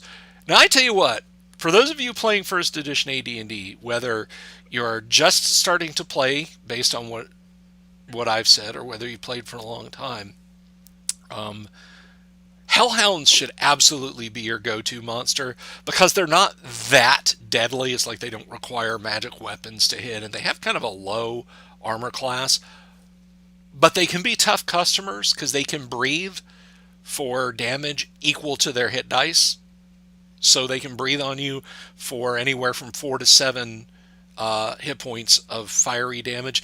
They're scary. They have lots of hit points, but they're not so much that, like, if you throw 3 hellhounds against a party of, say, 6 4th or 5th level characters, it's going to be a TPK, But yeah, they opened the elevator, stepped out, and then proceeded to stand in the gallery right off the elevator talking, well, this room looks different from the last time we were here. Well, when were you last here? Well, about 2 years ago, and there was some sacrificial stuff down. And I'm like, get the D6.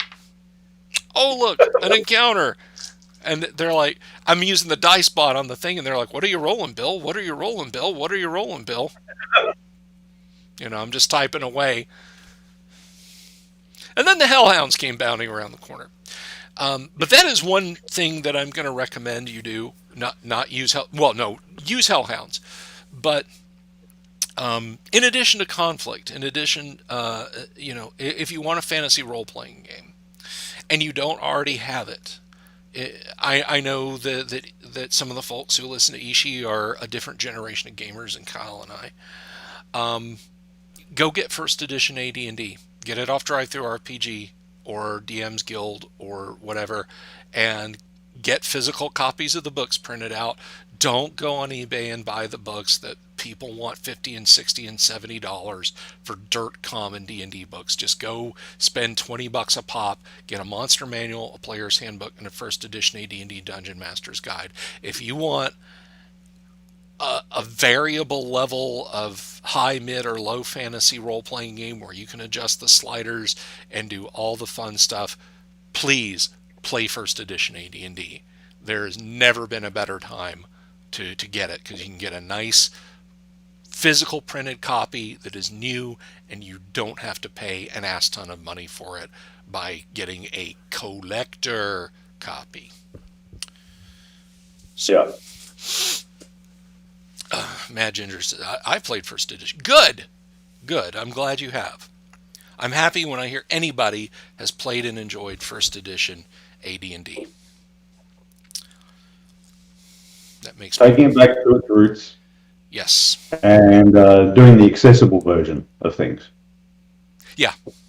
To read a bunch of rules and then setting to get in. Well, you were talking about there's always... I meant to mention this when we were laughing about Cinnabar, and there's always somebody who wants more rules, or there's always somebody who wants less rules.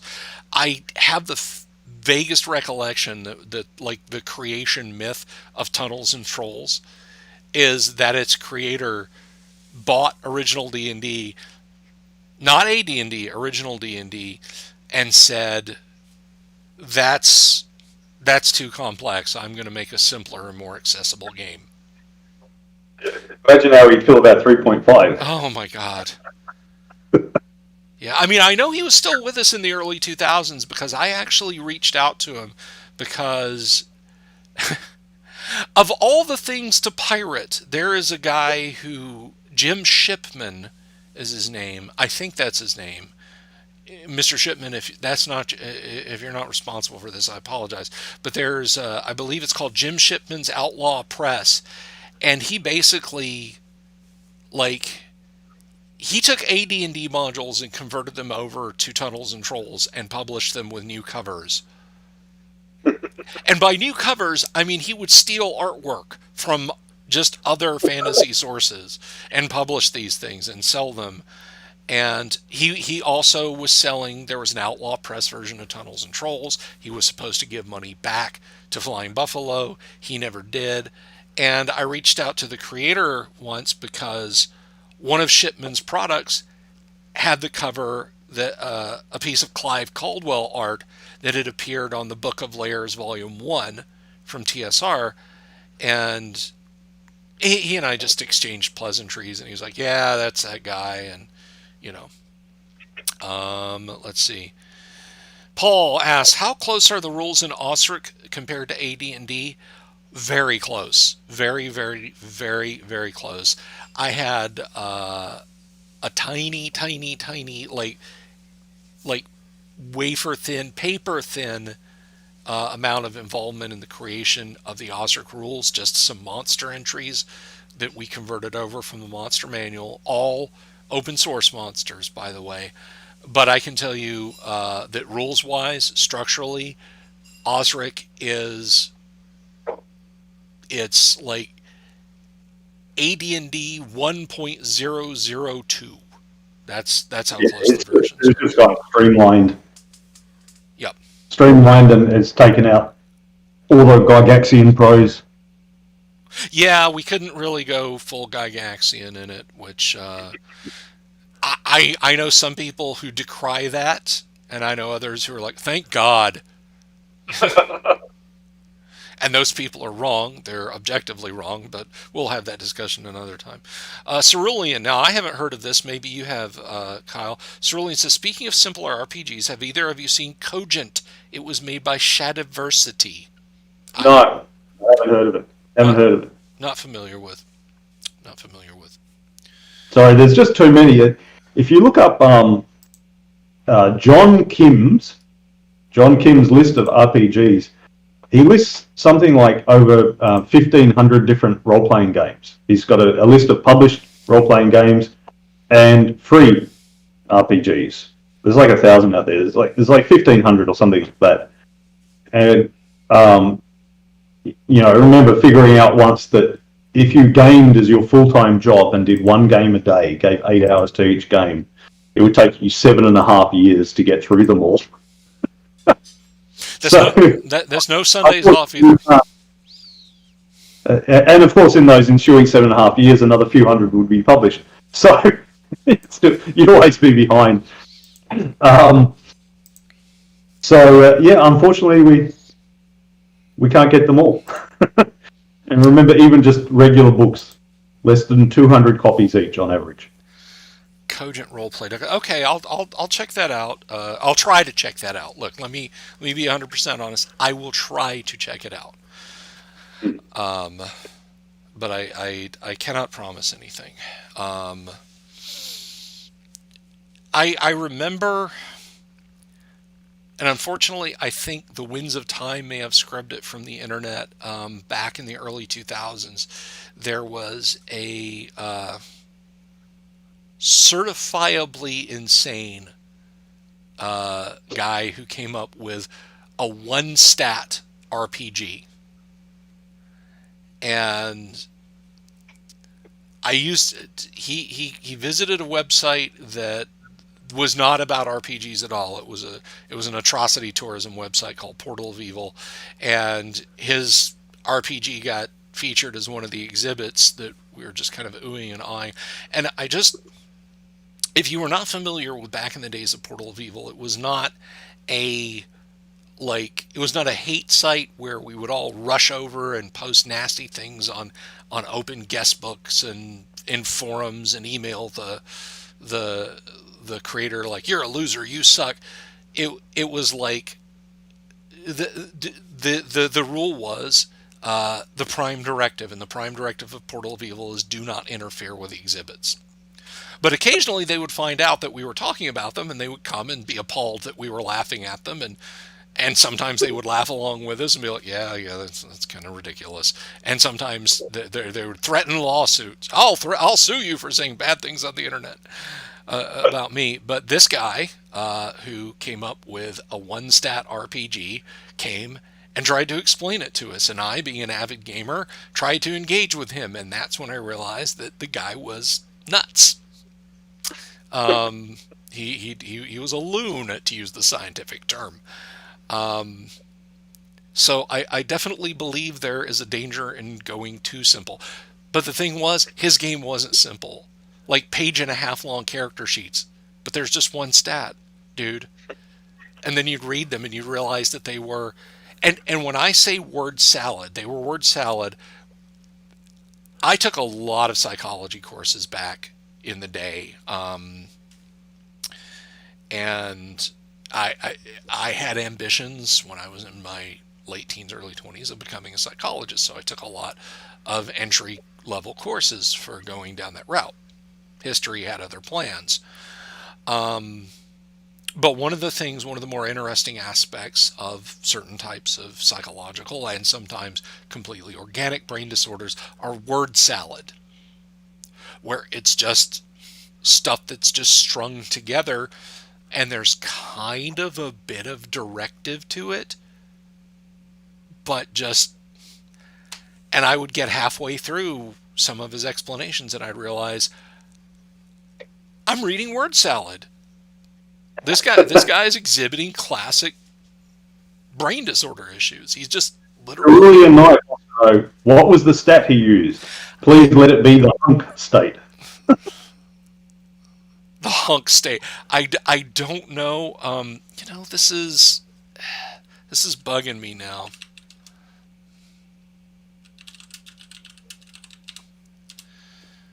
Let me see. RPG with okay, that's... Now Cerulean Knight, you've sent Bill off onto an internet search. He's going to go places that he hasn't been for a long time. Yeah, you know what? I actually, even though Portal of Evil is long gone, it's long been conscribed to the mists of time. One of the admins actually sent me... Because I actually met some really cool people on Portal of Evil. One of those was my dear friend Eric, Eric, if you guys have ever played MechWarrior 2, the 3D giant mech simulator, Eric wrote that. That's his code. And he was a guy on Portal of Evil, and he and I became in real life friends. He passed away a few years ago. But I met a lot of people and got to stay in contact with them, and the admin sent me a copy of the database. I'm not going to do it now. I'm certainly not going to do it tonight. I gotta... Ooh, yeah, it's been a while, but yeah, I'll see if I can find out, because it's relevant to our interest here, and if I can find the entry in the database, I'm going to share it with you guys. It is definitely something else. Let me tell you what. Oh my goodness. But let's talk about good role-playing games in conclusion. Get a copy of Conflict if you are looking for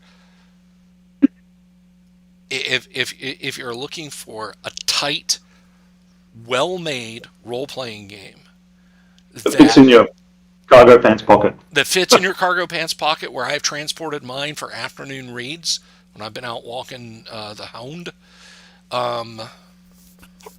It is a damn fine role-playing game. Like I said,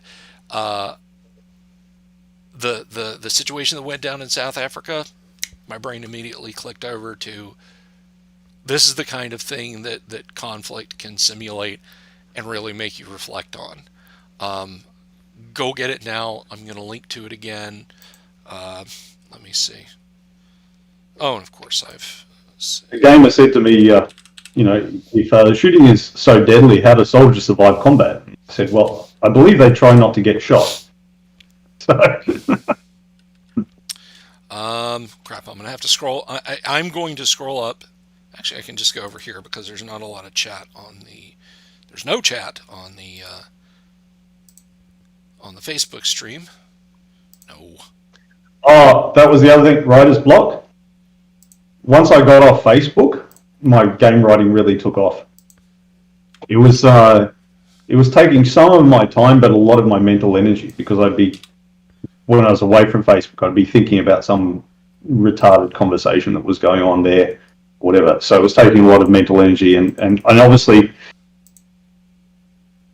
any kind of engagement with someone or something can sort of boost your energy or drain it. We all know the people in our lives that kind of drain us a bit, and people that boost us up. After talking to them, we feel more energetic, more life in ourselves. Evidently, Facebook was the drainer for me, because as soon as I got off it, bang, the writing was just flowing. Well, I'm using the nicotine patch version of Facebook, and I'm only engaging on there insofar as I link the streams for our live streams over there. But yeah, I'm finding that my thinking processes are getting clearer, and hopefully once it's completely flushed out of my system, I'll I won't give a damn about it. But yes, that is correct. Social media is a poison to creativity. It really is. I read something written by.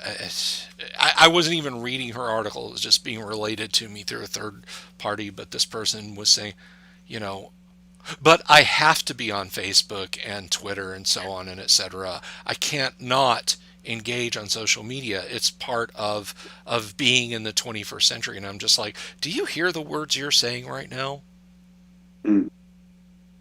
That's like saying you can't not write graffiti on walls, or you can't not run a one of those auto dialers that just sifts through the phone book and phone spams people. Yeah. Or you can't not watch TV or whatever. It's like it's all a choice. Yeah. It's all a choice, and it can be good to step away from things for a little while and see, did it add to my life or did it take away from it? And I think on net, so like Facebook for the business here, it was a little bit of a help. I never got any actual clients off it, but it was a bit kind of social proof, because you put up images of the people lifting and interviews with them or whatever, and you share that. So it's a bit, anyone who was like a friend of a lifter or knew about the place already and was thinking about coming, they might go and look, and that would kind of confirm, yeah, okay, this is a place for me or it's not, and help them decide. So I think there was a little bit of that. I've still got Instagram though, so it doesn't make a difference. But aside from that, I just thought everyone I communicate with on Facebook, if I really want to talk to them, I can talk to them elsewhere. I've got a prepaid phone, and I had to all of a sudden had to recharge it much more often because of all the text messaging that was going on instead of Facebook messaging. But the point is, they were still messaging me. I was still talking to people, and I was ringing people up and talking to them instead. So the communication was still happening. So for me, it didn't, it didn't add anything to my life. It took away from my life, if anything. Just all the retarded discussions going on, and and people sharing stupid shit and that, and it took away. Now it might be different for whoever's listening, but that's why I suggest, if you step away from something for a little bit, even just a week, you start to get a feel, was it adding to my life or was it taking away from my life? And if it's adding to your life, if you miss it, okay, great, go back to it, whatever it be. Facebook or Reddit or TV. Hey, role-playing games as well. You can get a bit burned out on role-playing games. You think, and you step away, and you might feel better, you might feel worse. It helps you decide. So I think just step away for a little bit and see how you feel as a result. And one thing I can tell you, just from personal experience, Facebook are censorious assholes. When a company will literally knock me off their service for a week because I say something bad about the Chinese Communist government, not the people of China, not Chinese people, not Asian people, but I literally badmouthed the Chinese Communist government. You can take a week off. Okay. I mean, can you imagine in the 1980s you publish a newsletter that says, the Soviet government could doom us all, and the local librarian says you can't come in the library for a week because you said something bad about the USSR? Like, what was the final straw for me was Facebook shutting off all the Australian websites. Because here down under, the government had a little argument with the social media companies, Facebook and Google and everything, and just said, look, you're linking to this Australian content and that makes you money because people go to Facebook or Google for the content. It's not, Facebook and Google don't produce content. They link you to content, whether it be newspapers or funny videos or the content that people themselves produce. Mm-hmm. They're not content producers; they're content sharers. So they said, maybe you should pay for that. And it was a bit it's a bit like when there was that tax on cassette tapes or VCR tapes, because movie makers were worried about people and movie recording studios worried about people copying things, so they did a tax on them to supposedly pass back to the artists, which of course the artists never got. So it's a bit like that. I don't know if it's that useful, but anyway, that was the dispute they were having with the government. And Google said, well, we might shut off Australians from Google search. And Microsoft popped up and said, you could use Bing instead. That's cool with us.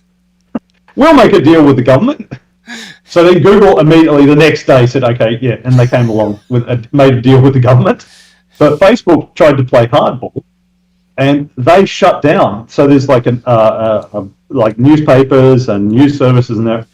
They shut them all down, all the web pages. They removed all the content from the web pages and shut them all down.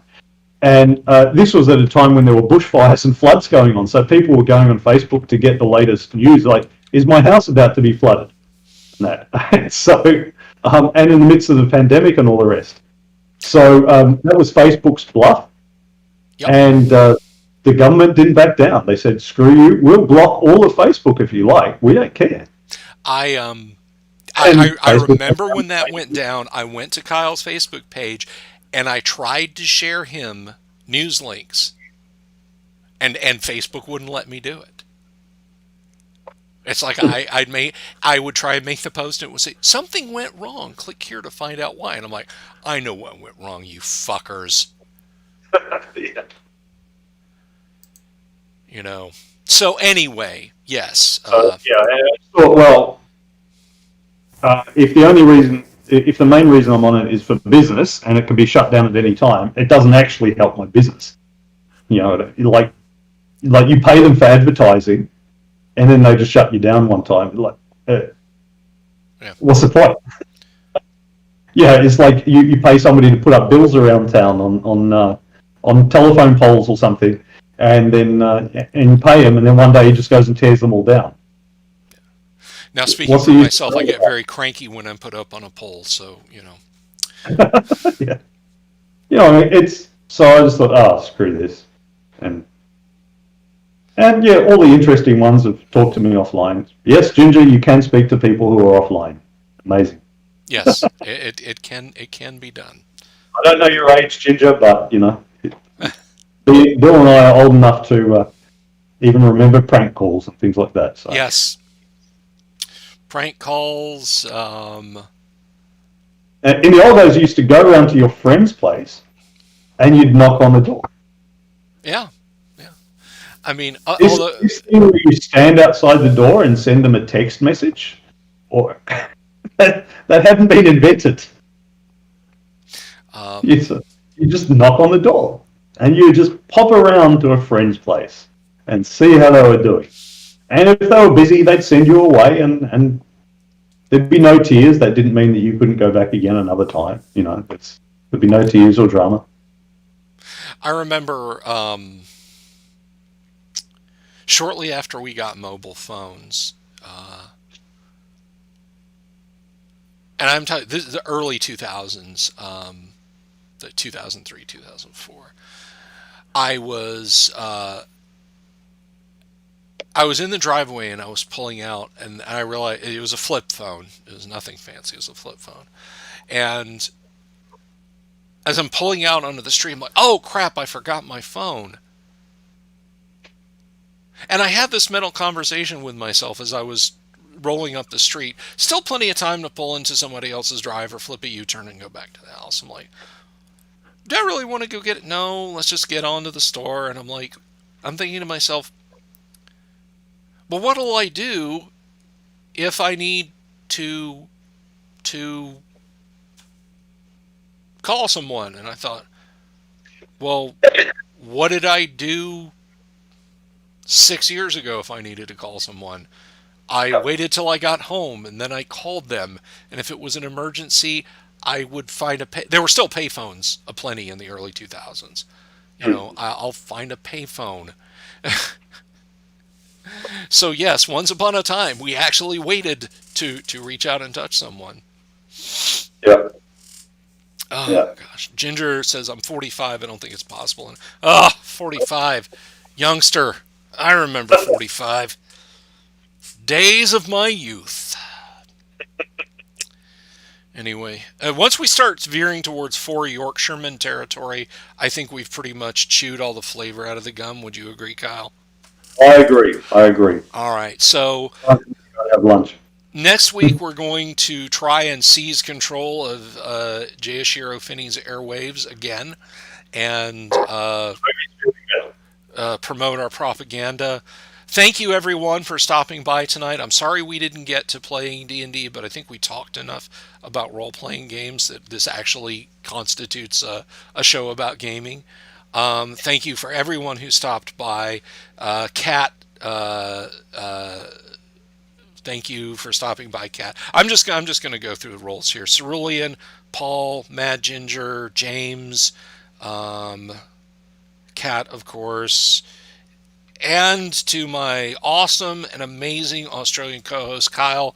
Thank you, sir, for being here this evening. And we will see you all next week. I will see you guys tomorrow. Probably do some more paint clinic. Still got these Grenadier hirelings. We're gonna dab some more color on those guys, and maybe I'll hoist one in remembrance of my buddy Eric. But we'll just see when we get there. Thank you all, and we'll see you next time. I love you all. I mean that. Peace.